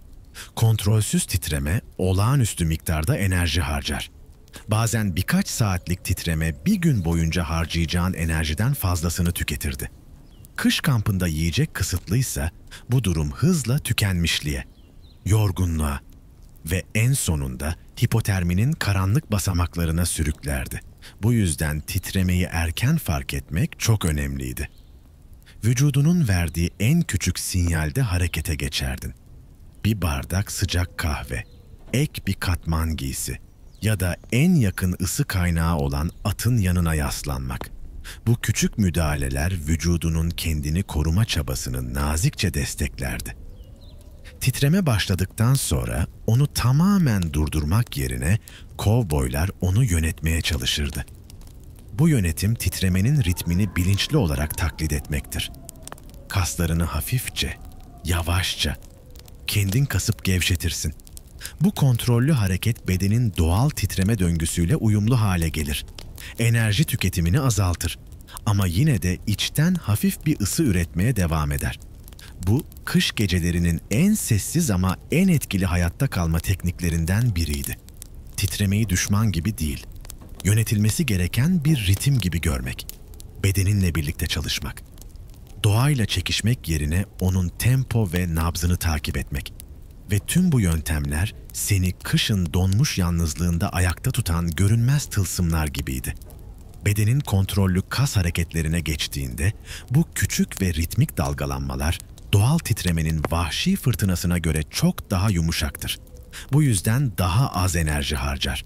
Ama yine de o tatlı, ince ısıyı içeriden üretmeye devam eder. Adeta vücudunun içindeki sessiz bir şöminenin korlarını hafifçe karıştırmak gibidir. Bu teknik soğukla savaşırken kaslarını gereksiz yere yormadan çekirdek sıcaklığını korumaya çalıştığın bir denge oyununa dönüşür. Dışarıdan bakıldığında sakin görünürsün. Ama bedeninin içinde küçük bir orkestranın yavaş tempolu bir ritmi çalmaktadır. Titremenin en yoğun anlarında asıl savaş zihinde başlar. Soğuk düşüncelerin arasına süzülür. Netliği bulanıklaştırır. Ve seni fark etmeden paniğin kapısına doğru iter.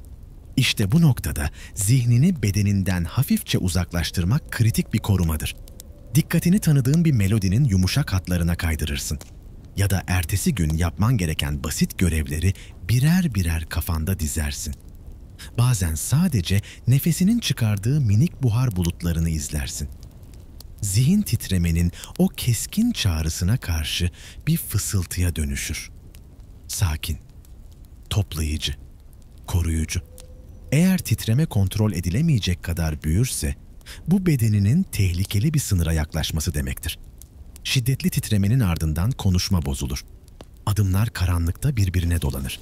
Koordinasyon kaybolur ve bir süre sonra titreme aniden durur.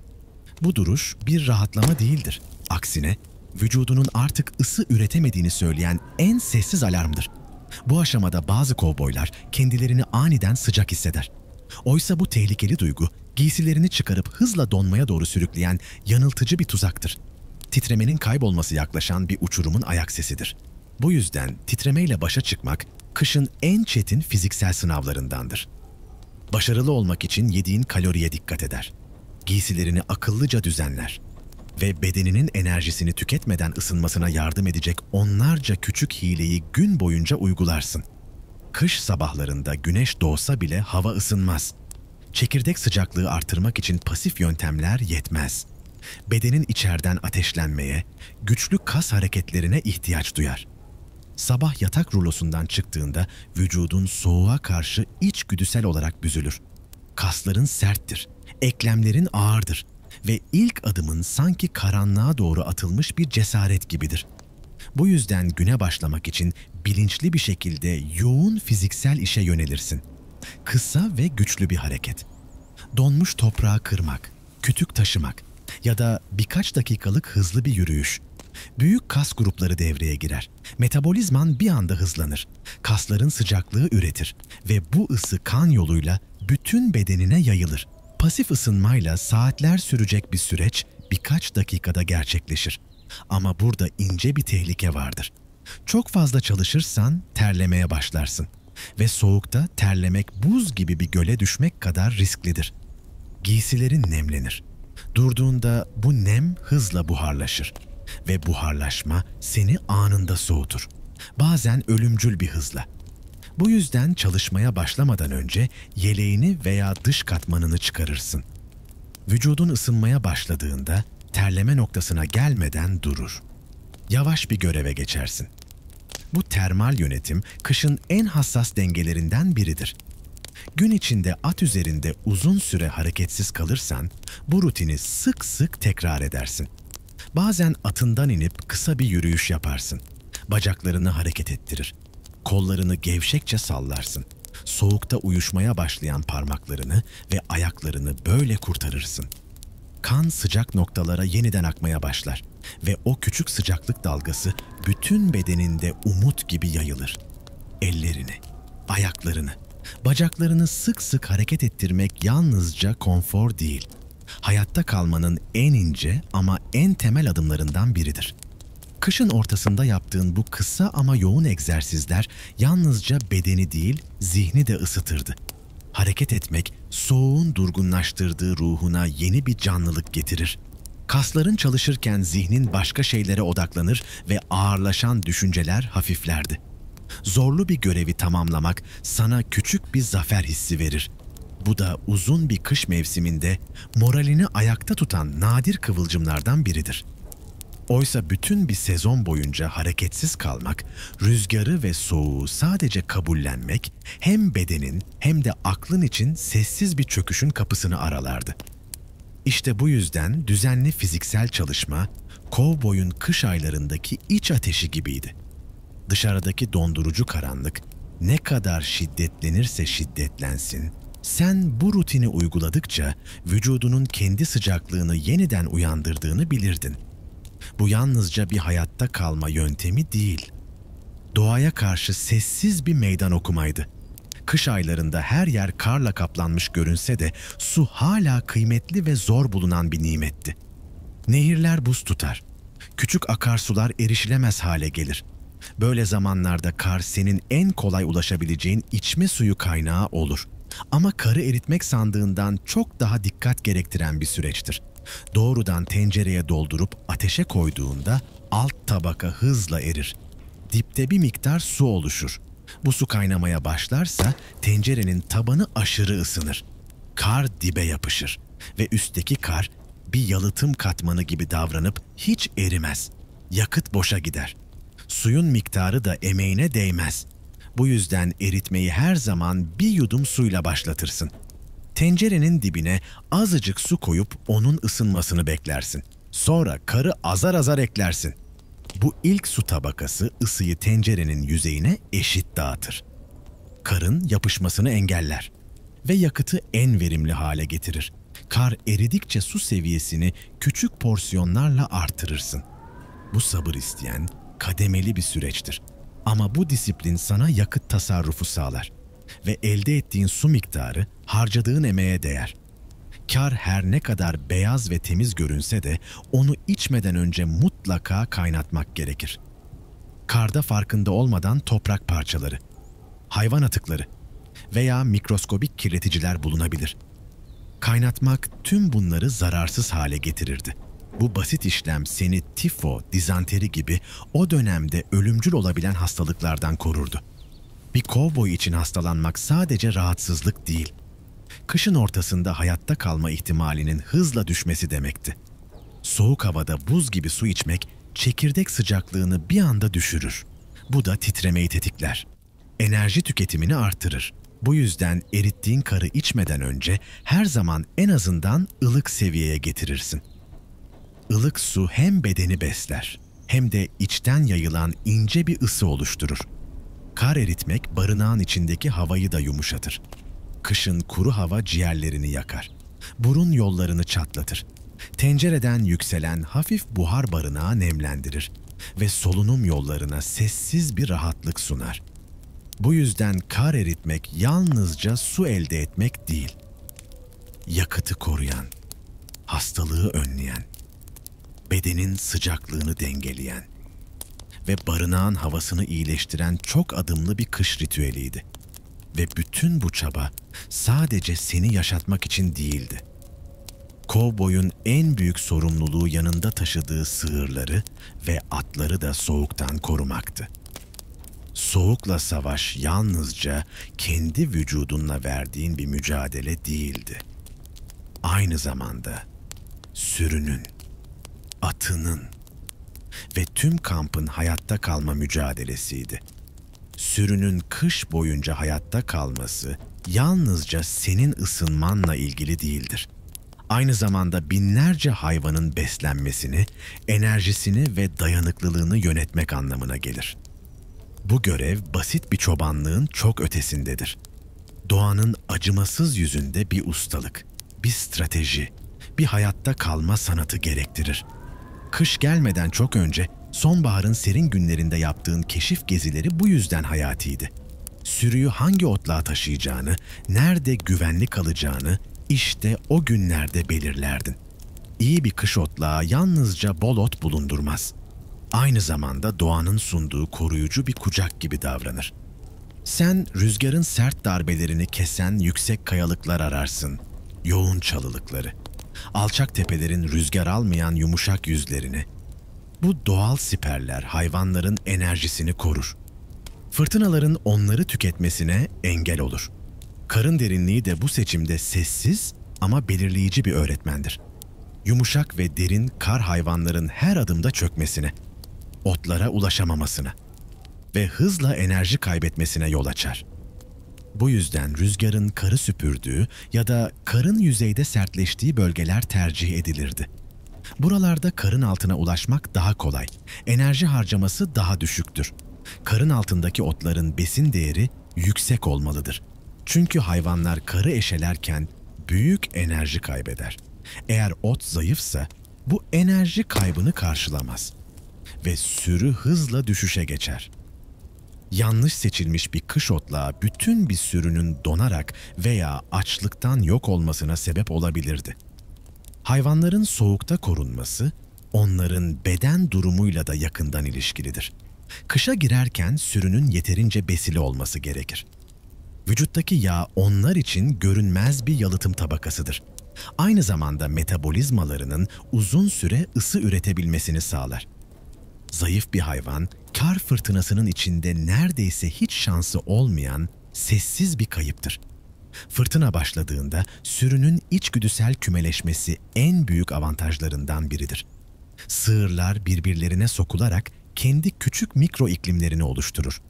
Her bir hayvan diğerinin sıcaklığından pay alır.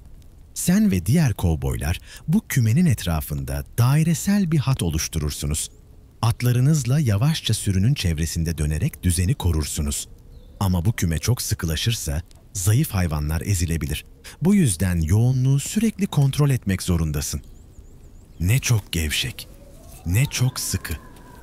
İnce bir denge. Tıpkı soğukla mücadeledeki her şey gibi. Su temini de kışın en zorlu görevlerinden biridir. Nehirler, göletler buz tutar. Hayvanlar kar yeseler bile karı eritmek için vücut ısılarını kullanmak zorunda kalırlar. Bu da onları tehlikeli derecede soğutur ve dirençlerini kırar. Bu yüzden sürekli sıvı su sağlamak zorundasın.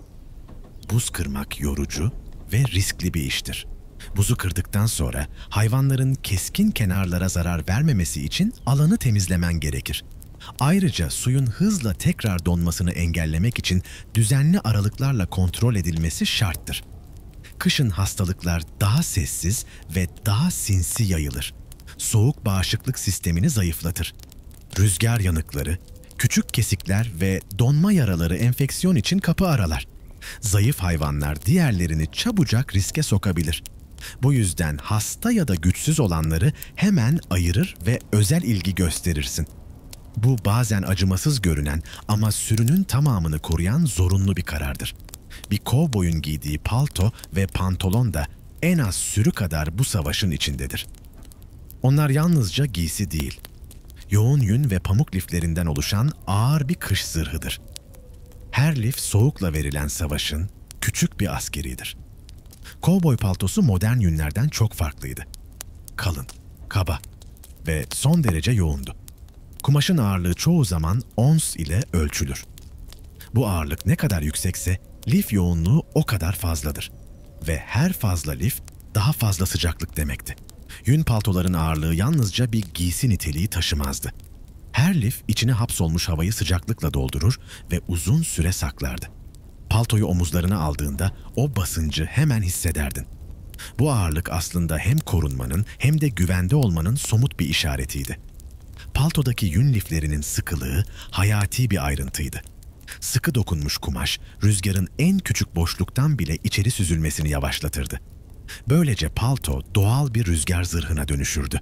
Gevşek dokunmuş bir yün ne kadar kalın olursa olsun fırtınanın ilk darbelerinde pes eder ve içindeki sıcak havayı hızla kaybederdi. Elinle paltonu tuttuğunda liflerin birbirine neredeyse yapışmış gibi sıkı olduğunu hissederdin. Bu sıkılık rüzgarın içeriye ulaşmasını zorlaştıran sessiz bir duvardı. Evet, böyle bir palto esnekliğini kaybeder. Hatta bazen biraz sert hissedilirdi. Ama kışın önemli olan esneklik değil, sıcaklığı korumaktı. Pantolonlar da aynı prensiple seçilirdi. Kalın pamuklu denim ya da ağır yün kumaşlar kovboyun güvenilir dostuydu. Pamuk yüne göre daha az ısı sağlasa da sert dokusu sayesinde rüzgarı kesmekte çok başarılıydı. Özellikle at üzerinde uzun saatler geçiren biri için diz ve kasık bölgelerindeki bu koruma büyük önem taşırdı. Bu pantolonlar modern giysilere kıyasla çok daha ağırdı. Bazen hareketi kısıtlardı. Ama o ağırlık bacaklarına aşağıdan yukarı doğru tırmanmaya çalışan dondurucu rüzgara karşı güçlü bir engeldi. Aynı zamanda giysinin kütlesi seni hızlı hareket etmekten alıkoyar. Bu da terlemeyi doğal şekilde azaltırdı. Kışın terin soğuğa dönüşmesinin ne kadar tehlikeli olduğunu düşünürsen, bu ağırlık bir dezavantaj değil, hayat kurtaran bir dengeydi. Kovboy giysilerinin ağır olması yalnızca sıcaklığa değil, korumaya da hizmet ederdi. Dikenler, keskin dallar, atın üzerinde ani sıyrıklar. Kalın kumaş hepsini sessizce karşılar ve seni saklardı. Bütün bu özellikler paltoların ve pantolonların estetikten uzak, tamamen hayatta kalma odaklı birer zırh olduğunu gösterirdi. Her lif, her gram, her dikiş soğuğa karşı verilmiş küçük bir savaştı. Merkez vücut ısısını korusan bile ellerin ve ayakların her zaman en zayıf halkadır. Dolaşımın en son ulaştığı bu uç noktalar soğuğun acımasızlığına en hızlı teslim olan yerlerdi. Eldiven ve çizmeler dışarıdaki havayı keser ama kendi başlarına sıcak üretemezdi. Bu yüzden kovboylar kışın o uzun nöbetlerinde küçük ama etkili ısıtıcı çözümler geliştirirdi. Bunlardan biri sıcak kömür torbalarıydı. Kamp ateşi sönmüş görünse bile odun kömürleri saatlerce kor halinde ısı taşımaya devam eder. Sen küçük deri ya da kalın bez bir torbanın içine birkaç kor parçasını dikkatlice yerleştirirsin. Alevsiz, sessiz ama yumuşak bir sıcaklık yayarlar. Bu torbayı eldivenin içine doğrudan cilde temas etmeyecek şekilde yerleştirdiğinde saatler boyunca tatlı bir sıcaklık eşlik eder sana. Parmakların önce uyuşmayı bırakır. Sonra yavaş yavaş canlanır. Eldivenin içindeki hava ısınır. Ve o küçük kor torbası ellerinle birlikte nefes alıyor gibi olur. Bu sistem olmasaydı eldivenin içindeki hava çok kısa sürede soğur ve parmakların acımasız bir hızla donmaya doğru ilerlerdi. Ayaklar için daha narin bir çözüm kullanılırdı. Kuru fasulye ya da kum dolu bez torbaları. Akşam yemeği pişerken ateşin yanına konur. Yavaş yavaş ısınır. Ve taşlar kadar güçlü bir kütle taşımasa bile yumuşak yapısı sayesinde çizmenin içine rahatça yerleşirdi. Bu sıcak torbalar ayak bileğinin hemen altına yerleştirildiğinde tabandaki kan dolaşımını nazikçe uyandırırdı. Bu yöntem yatakta kullanılan sıcak taşların yürüyüş haline uyarlanmış bir versiyonuydu. Pasif ama etkili bir ısı transferiydi. Ayak parmaklarının soğukla savaşına sessiz bir destek. Bu küçük ısı kaynakları olmadan o uzun nöbetlerde kış seni bir anda ele geçirirdi. Ama bu mütevazı çözümler parmaklarını hayatta tutan minik mucizeler gibiydi. Eldivenlerin ve çizmelerin içine eklenen tüy dolguları kovboylar için sessiz bir mucize gibiydi. Kaz ve ördek tüyleri hafif olduğu halde inanılmaz bir hacme sahipti. Bu hacim tüylerin arasında hapsolmuş durgun havayı çoğaltır, böylece küçük yastıkçıklar güçlü bir yalıtım tabakasına dönüşürdü. Ellerinin avuç içine ya da çizmelerinin parmak ucuna yerleştirilen bu tüy dolgular sıcaklık üretmezdi. Ama vücudunun zaten ürettiği ince ısıyı tutar. Onun kaçmasına izin vermezdi. Bir nevi ceplerin içinde saklanan küçük sıcaklık odacıkları gibi çalışırlardı. Bu tüy dolguları, kömür torbaları ve ısıtılmış kuru fasulye keseleriyle birleştiğinde kovboyun uç noktalardaki donma riskini azaltan sıfır maliyetli bir mühendislik zinciri oluşurdu. O sert doğada her parça, her lif, her fikir hayat kurtarmaya yönelikti. Vahşi Batı'nın dondurucu kışında bir kovboy için silah yalnızca bir araç değil, hayatta kalmasının son garantisiydi. Soğuk metalin tutukluk yapması, yağların donup katılaşması ya da mühimmatın nemlenmesi ölümcül sonuçlara yol açabilirdi. Bu yüzden silah bakımı kış aylarında bir ritüel haline gelirdi. Silahların soğukta çalışmasını sağlamanın ilk adımı yağ seçimiyle başlardı. O zamanlar modern sentetik yağlar yoktu. Kovboylar hayvansal yağlar, balık yağları veya basit mineral yağlarla silahlarını yağlardı. Ama bu yağların çoğu soğukta donup kıvam değiştirirdi. Donan yağ silahın içindeki hareketli parçaların arasına sıkışır. Horozun yavaşlamasına, tetiğin takılmasına, hatta mermi yatağının tam kapanmamasına sebep olurdu. Bu yüzden kışın asıl kural çok az yağ kullanmak, mümkünse hiç kullanmamaktı. Temiz ve kuru bir mekanizma, donmuş yağın vereceği zarardan her zaman daha güvenliydi. Metal parçalar arasındaki sürtünmeyi azaltmak için bazen grafit tozu gibi kuru yağlayıcılar tercih edilirdi. Grafit soğukta yapısını değiştirmez, katılaşmaz ve hareketi serbest bırakırdı. Tek bir ayrıntı atlandığında silah fırtınalı bir gecede bir anda donar, kovboyu en savunmasız halde bırakırdı.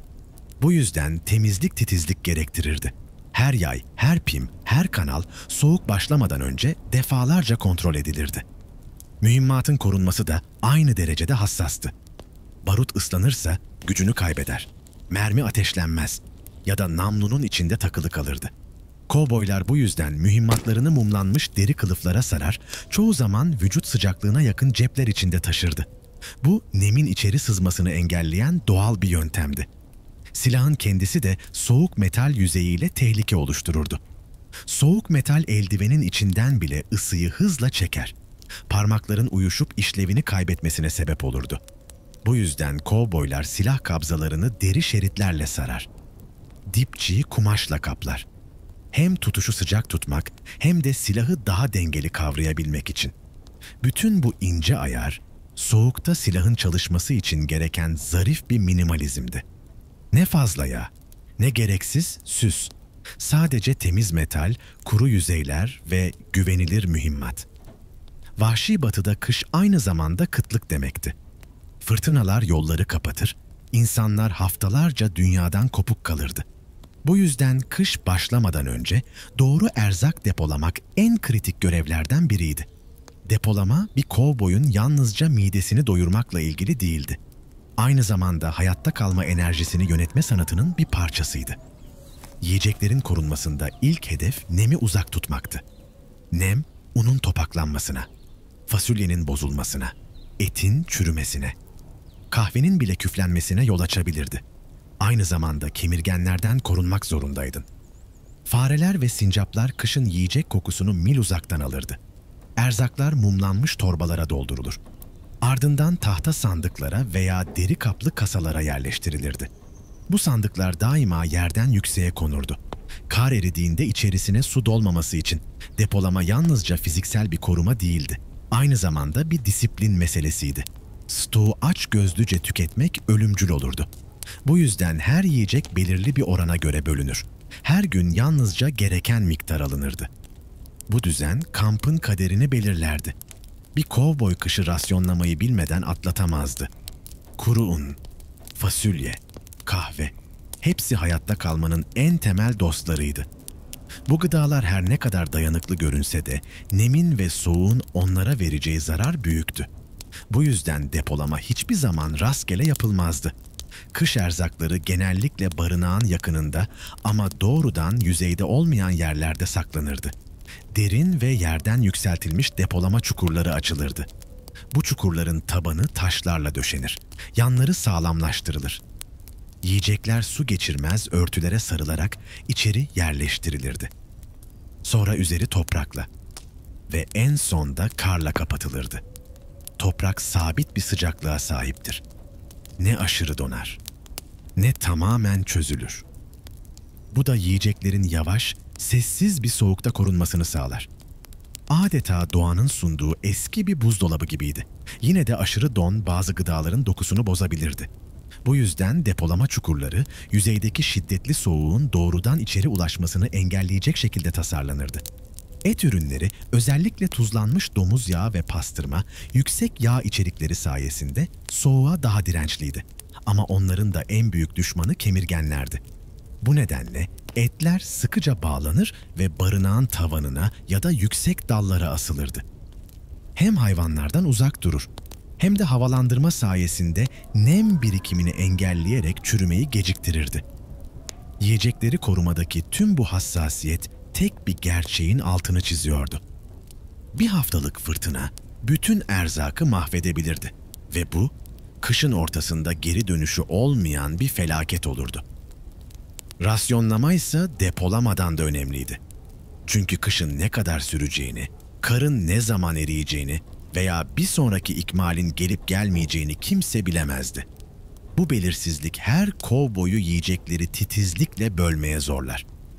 Her yeni gün başlarken önce vücudunun ihtiyaç duyduğu minimum enerji hesaplanırdı.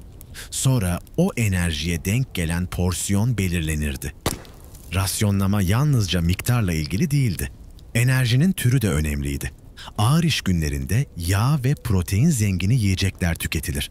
Dinlenme zamanlarında ise daha yavaş sindirilen fasulye ve tahıllar tercih edilirdi. Bu sayede vücudun gece boyunca yavaş ama kararlı bir şekilde ısı üretmeye devam ederdi. Rasyonlama aynı zamanda bir zihinsel direnç sınavıydı. Açlığı kontrol etmek, Geleceğin belirsizliğine rağmen paniğe kapılmamak. Bu sessiz disiplin bir kovboyun hayatta kalma karakterinin bel kemiğiydi. Erzağın kontrolsüz tüketilmesi yalnızca fiziksel bir kayıp değildi. Aynı zamanda kampın moralini kıran, umutları hızlıca azaltan görünmez bir hata olurdu. Bu yüzden rasyonlama bir anlaşma gibiydi.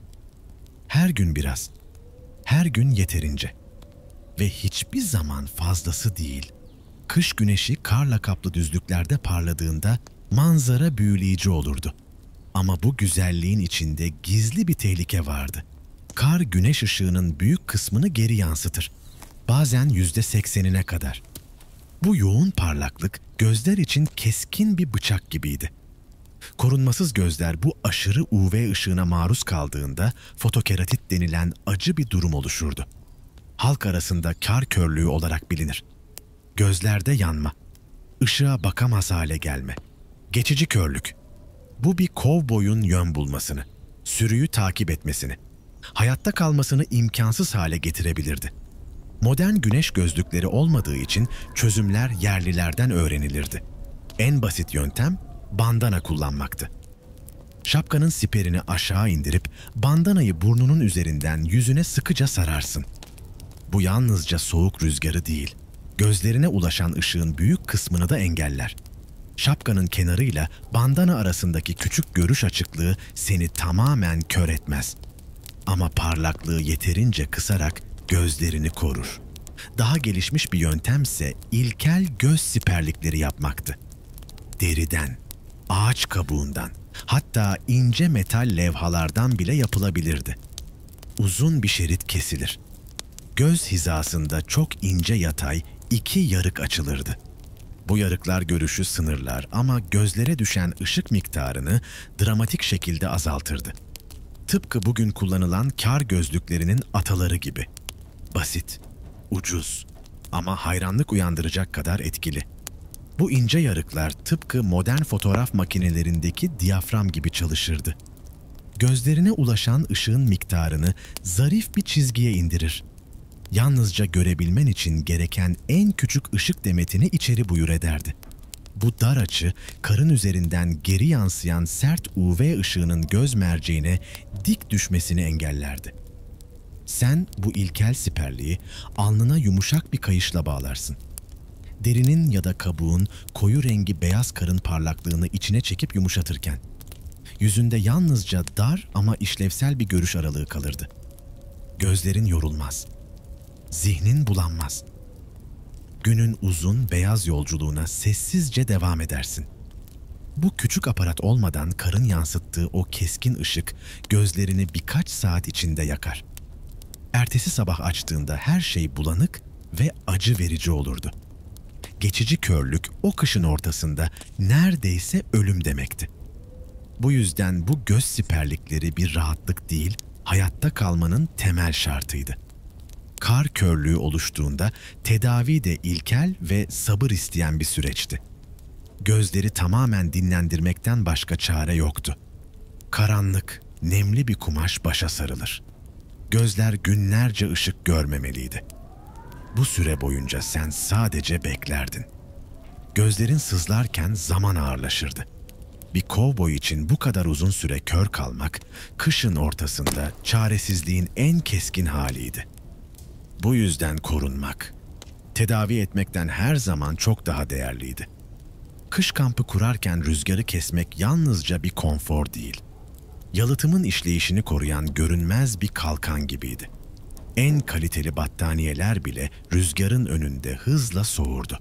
Bu yüzden kamp yeri seçimi neredeyse bir tören gibi dikkat isterdi. Doğanın sunduğu en büyük armağanlardan biri, büyük kayalık oluşumlarıydı. Açık alana kurulan bir çadırda ise durum tam tersiydi. Hava akımı çadırın etrafını sürekli temizler, iç ısının kaçışını hızlandırırdı. İkinci doğal rüzgar, kesici çalılıklar ve sık ağaçlıklardı. Özellikle çam ve ardıç gibi yaprak dökmeyen ağaçlar, kışın sessiz bekçileri gibiydi. Rüzgar dalların arasından geçerken enerjisini kaybeder. Kampa ulaşan hava daha yumuşak, daha hafif olurdu. Sen çadırını bu ağaçların tam dibine değil, biraz gerisine kurarsın. Orası rüzgarın kırıldığı ve aynı zamanda yakacak için malzeme sunduğu sıcak bir bölge olurdu. Ama rüzgarın bir sıçrama etkisi vardır. Bir kayanın ya da tepenin üzerinden atlayıp hemen ardında küçük bir türbülans yaratır. Bu türbülans çadırın tepesine baskı yapabilir. İşte bu yüzden kampı engelin tam altına değil, ondan biraz uzağa kurarsın. O ince mesafeyi belirlemek yılların sezgisiyle olurdu. Eğer çevrede kaya ya da ağaç yoksa karın kendisi de bir araç olurdu. Kovboylar kürekleriyle ya da kar ayakkabılarıyla rüzgar yönüne küçük kar duvarları örerdi. Bu duvarlar ısı tutmaz ama rüzgarı büyük ölçüde kırardı. Yerlilerden öğrenilmiş, karın yalnızca bir engel değil, aynı zamanda bir yapı malzemesi olabileceğini gösteren bilgece bir yöntemdi. Kamp kurmak bu yüzden yalnızca çadır dikmek değildi. Araziyi okumak, rüzgarı anlamak ve doğanın sunduğu pasif korumayı en iyi şekilde kullanmak demekti. Rüzgarı ne kadar iyi kırarsan, soğukla savaşın o kadar kolaylaşırdı. Kovboy ceketleri, yelekleri, pantolonları ve özellikle çizmeleri çoğunlukla deriden yapılırdı. Bu deri katmanlar yalnızca giysi değil, kışın en sert gecelerinde bedeninle dünya arasında duran son duvar olurdu. Deri dayanıklılığı ve rüzgara karşı direnciyle kışın vazgeçilmez bir yoldaşıydı. Ama aynı deri suya doyduğunda ve ardından sert bir soğukla ya da kontrolsüz bir ısıyla karşılaştığında inatçı bir düşmana dönüşürdü. Islanan deri hızla kurutulursa lifleri büzülür, çatlar, sertleşir ve bir zamanlar seni koruyan o sağlam katman bir anda hareketi kısıtlayan bir kabuğa dönüşürdü. Bu yüzden deri için en tehlikeli şey hızlı ısıydı. Sen çizmelerinin ya da paltonun tamamen suya bulandığını fark ettiğinde onları asla ateşin yanına asmazdın. Ateşin kuru ve saldırgan sıcaklığı derinin içindeki nemi öyle hızlı buharlaştırır ki, o buharla beraber derinin doğal yağları da uçup giderdi. Ardında gerilmiş, kırılgan bir iskelet kalırdı. Deriye nefes aldırmak. Onu sabırla kurutmak tek doğru yoldu. Islak eşyalarını ateşten uzak, rüzgarın uğramadığı ama barınağın iç sıcaklığının hafifçe dolaştığı bir köşeye asarsın. Burada deri kendi ritmiyle, kendi yavaşlığıyla kurur. Bu yavaşlık liflerin çözülmeden, esnekliğini kaybetmeden nemi bırakmasını sağlar. Kuruma sona yaklaşırken, işin asıl incelikli kısmı başlardı. Deri hala hafif nemliyken, avucunda ılıttığın domuz yağı, iç yağ veya bulabilirsen bitkisel yağ ile yumuşacık bir masaja başlarsın. Yağ derinin iç boşluklarına dolarak lifleri sakinleştirir. Onlara eski esnekliklerini geri verir. Derinin yüzeyinde ince bir koruyucu film oluşturur. Bu film soğuğu iter, suyu durdurur ve deriyi bir kez daha güçlü kılar. Yağlama yapılmazsa deri kasılır, kırılır ve sen onu giydikçe acı verici çatlaklara ayrılırdı. Bu yüzden bu ritüel yalnızca bakım değil, hayatta kalmanın sessiz bir zorunluluğuydu. Çizmelerde bakım daha da önemliydi. Sürekli suya, kara ve buzlu zemine dokunan bu deri parçalarının formunu koruması şarttı. Islak çizmelerin içine saman, bez ya da gazete parçası doldururdun. Bu destek hem şeklin korunmasını sağlar hem de derinin küçülmesini engellerdi. Bir kovboy için sağlam bir çift çizme yalnızca giysi değil, kışın karla kaplı geniş düzlüklere atılan her adımın güvencesiydi. Bir çift bozulan çizme, bir tek kışta seni tamamen çaresiz bırakabilirdi. Karanlık kış gecelerinin en dondurucu saatlerinde nöbetse başka bir savaştı. Bu nöbet tek başına üstlenilemeyecek kadar acı verici olabilirdi. Bu yüzden nöbet değişimi yalnızca bir görev devri değil, bir tür biyolojik ısı aktarımı, enerji paylaşımıydı. Nöbetten dönen kovboy dışarıdaki sonsuz soğuğun içinden gelirdi. Yüzü, elleri, giysileri soğukla dolu olurdu. Yatak rulosunda bekleyen diğer kovboy ise kendi nefesiyle ve vücut ısısıyla ısınmış küçük bir evrenin içindeydi. Bu iki farklı beden sıcaklığını birleştirmek dikkat isterdi. Soğuktan gelen kovboy yatağa hemen girmez. Önce yüzünü ve ellerini ateşin korlarının yumuşak sıcaklığına yaklaştırır. Soğuğun kanına bir anda karışıp çekirdek sıcaklığını düşürmesine izin vermezdi. Yavaş yavaş, hafif hafif, uzatılan her parmak ısınmaya başlardı. Ancak o zaman yatak rulosuna girilirdi. Yatağa giren kovboy ilk anda sıcak bir dalga hissederdi. Nöbeti devreden arkadaşının vücudundan geriye kalan o küçük, gizli ısı cepleri hala battaniyelerin arasında hapsolmuş olurdu. Bu sıcaklık soğukla savaşan beden için altın değerindeydi. Bu sessiz, yavaş, ritmik nöbet devri. Bir ateş yakmadan, ekstra yakıt harcamadan, iki insanın birbirine verdiği en doğal ısıtma yöntemiydi. Kış geceleri böyle geçerdi, soğuk rüzgarların arasında. Derinin sabırla korunmasıyla, yatak rulolarının içinde paylaşılan sıcak nefeslerle ve kovboyların birbirine gizlice bıraktığı küçük ısı miraslarıyla. Nöbetten dönen kovboy, o buz kesmiş teniyle, o dışarıdaki keskin sessizliğin içinden yavaşça, ağır ağır yatağa doğru yaklaşırdı. Ve sen önceden ısıtılmış o küçük yuvaya girdiğinde bütün bedeninin o sıcaklığa doğru eridiğini hissederdin. Bu modern dünyanın ön ısıtma dediği şeyin en ilkel, en doğal, insani haliydi. Nöbeti devralacak kovboy ise soğuğa çıkmadan önce yatağının içinde bir an daha kalır. Giysilerini son saniyeye kadar sıcak tutar ve dışarıdaki karanlığa adım atmadan hemen önce ılık bir yudum kahve, yağlı bir lokma, metabolizmasını ateşleyen küçük bir kıvılcım olurdu. Nöbet noktasına vardığında arkadaşının soğuktan uyuşmuş bedenine hafif bir dokunuş, fısıltı gibi bir tamamdır ve görev değişirdi. Böylece dışarıdan gelen kovboy hiç vakit kaybetmeden sıcak yuvaya dönebilirdi. Bu karşılıklı ısı paylaşımı, iki insan arasında kurulan sessiz ama hayati bir bağdı. Vahşi Batı'nın acımasız gecelerinde bir kovboyun ısısını paylaşmak, ertesi gün hayatta kalabilecek bir omuza sahip olmak demekti. Kışın o sonsuz soğuğunda çoraplar ve eldivenler, küçücük boylarına rağmen, bir kovboyun en kıymetli hazinesi sayılırdı. Çünkü vücudunun en uç noktaları, ayaklar ve eller, soğuğa karşı en savunmasız bölgelerdir. Bu noktaların düşmanı nemdir. Ayak terler, el terler ve pamuk gibi yanlış bir kumaş bu nemi içine çeker. Soğur, donar ve bütün sıcaklığı bedeninden emer gider. Bu yüzden kuru çorap ve eldivenler kış boyunca altın değerindeydi. Sen gün içinde, nöbet değişiminde veya at sırtından indiğinde ayaklarındaki nemli çorapları çıkarır. Kuru bir çiftle değiştirirdin. Bu basit hareket ayaklarının kan dolaşımını, vücudunun çekirdek sıcaklığını, hayatta kalma şansını korurdu. Tabii çoğu zaman yalnızca bir, belki iki yedek çorap vardı. Bu azlık her parçayı değerli kılar. Onları kurutmak için gösterdiğin özeni arttırırdı. Islak çorap ve eldivenleri kurutmanın en nazik yolu ise onları vücudunun sıcak bölgelerine yerleştirmekti. Ceplerine, katmanların arasına, yatak rulosunun derinliklerine. Ateşin sert sıcaklığı değil, senin ılık nefesin, senin yavaş ısın. Onları zarar vermeden kuruturdu. Eldivenlerde katmanlama hayatiydi.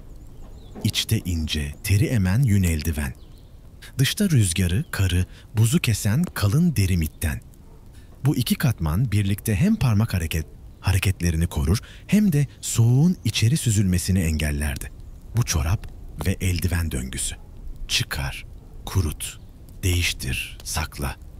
Bir kovboyun mikro düzeydeki hayatta kalma ritmiydi. Ayak parmakları ve eller, yürümeyi, ata binmeyi, silah kullanmayı, yani tüm yaşamı belirlerdi. Kışın Vahşi Batı'da haberleşmekse başka bir savaştı. Kamp ekiplerinin arasındaki mesafeler büyüktü ve soğuk, kar, rüzgar sesi taşımayı reddederdi. Bu yüzden kovboylar hem sürünün güvenliği hem de acil durumlarda hayatta kalmak için kışın bile işleyen, sessiz, zekice, ve kararlı iletişim yöntemleri geliştirmek zorunda kalmıştı. Kışın o ağır ve keskin soğuğunda. Duman işaretleri artık güvenilir bir dost olmaktan çıkar. Sen ateşi yakarsın. Ama sıcak duman, soğuk havanın altında sıkışır. Yükselmesi gerekirken, göğe doğru ince bir çizgi halinde uzanması gerekirken, soğuk onun yolunu keser. Ve duman, yorgun bir nefes gibi yere paralel bir çizgide sessizce yayılır. Bu yatay yayılma, dumanın daha birkaç metre içinde kaybolmasına neden olur. Gözcü tepelerinde bekleyen bir arkadaşın, senin işaretini görmeden gözlerinin önünde eriyip gittiğine tanık olurdu. Rüzgar da acımasızdır. Dumanın ritmini, kopuşlarını, kesintilerini bir mesaj olmaktan çıkarıp dağınık bir havaya dönüştürür.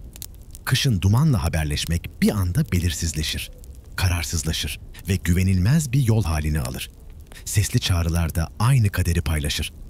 Soğuk hava ses dalgalarını kesmese bile karın sesi emişi, rüzgarın uğultusu ve ciğerlerinden çıkan her sıcak nefesin soğukla buluşup yanması, sesi daha başlamadan tüketir.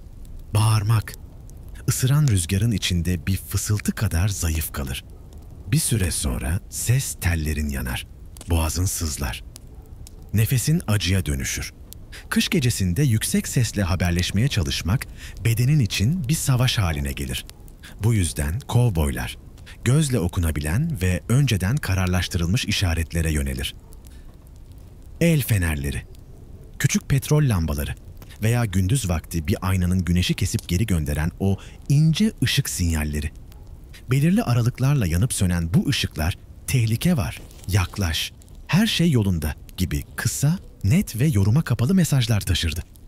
Ama kar boranında, sis çöktüğünde, gece gökyüzü bulutlarla kapandığında, ışığın bile yolu kaybolur. Işık da sesi ve dumanı izleyen aynı belirsizlik perdesine karışır. İşte böyle zamanlarda. Vahşi Batı'nın en güvenilir haberleşme yöntemi sessizlik içindeki bir anlaşmaydı. Önceden belirlenmiş noktalar, belirlenmiş saatler, fırtına dindiğinde bulunacak sığınaklar. Kovboylar ayrılmadan önce nerede buluşacaklarını, ne kadar süre bekleyeceklerini, ne yapmaları gerektiğini bir ritüel titizliğiyle konuşurdu.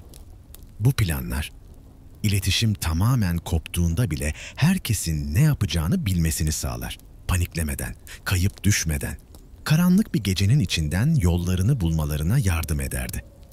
Kışın kopardığı bu iletişim zinciri, yalnızlığı daha ağır, sessizliği daha derin kılar. Bir kovboy kışın ortasında kendi iç sesiyle baş başa kalır. Kendine güvenmeyi, kendi kararlarını soğukkanlılıkla almayı, kendi adımlarını fırtınanın içinden seçmeyi öğrenirdi. Bu, kışın en sessiz dersiydi. Doğayla insan arasındaki en kırılgan anlaşmaydı. Sessiz, yavaş ama derin bir direnç hikayesi. Tıpkı senin anlattığın her bölüm gibi. Ve bütün bunların sonunda gecenin derin sessizliği yeniden kampın üzerine çöker. Rüzgar yavaşlar, ateşin son korları hafifçe kızarır ve sen bütün o soğuğun, bütün o zorluğun içinden hala burada, hala nefes alan, hala dirençli bir beden ve yorgun bir ruh olarak çıkarsın. Kışın vahşi batıdaki yolculuğu bir hikaye değil, bir sınavdır. Giysilerin, ateşin, barınağın, atının sıcak nefesi ve en önemlisi kendi iç sesin. Hepsi seni taşıyan görünmez birer yol arkadaşıdır. Her kar tanesinin, her buz gibi nefesin, her uzun nöbetin altında bir gerçek vardır. Hayatta kalmak sadece savaşmak değildir. Bazen yavaşlamak, dinlemek, hissederek adım atmaktır. Şimdi yatağına uzandığında battaniyelerin arasında biriken o ılık nefesi hissedersin. Her şey bir süreliğine sakinleşir. Soğuk dışarıda kalır. Sen içeride kendi sıcaklığının sığınağında dinlenirsin. Ve sabahın ilk ışığı karın üzerinde titrerken yeni bir gün daha gelir. Sen o uzun beyaz gecenin içinden bir kez daha çıkmışsındır. Bu hikaye burada bitmez. Ama bu nefes, bu sıcak kapanış şimdilik yola bir nokta koyar. Huzur dolu bir kar sessizliğinin içinde dinlenmeye bırakır seni.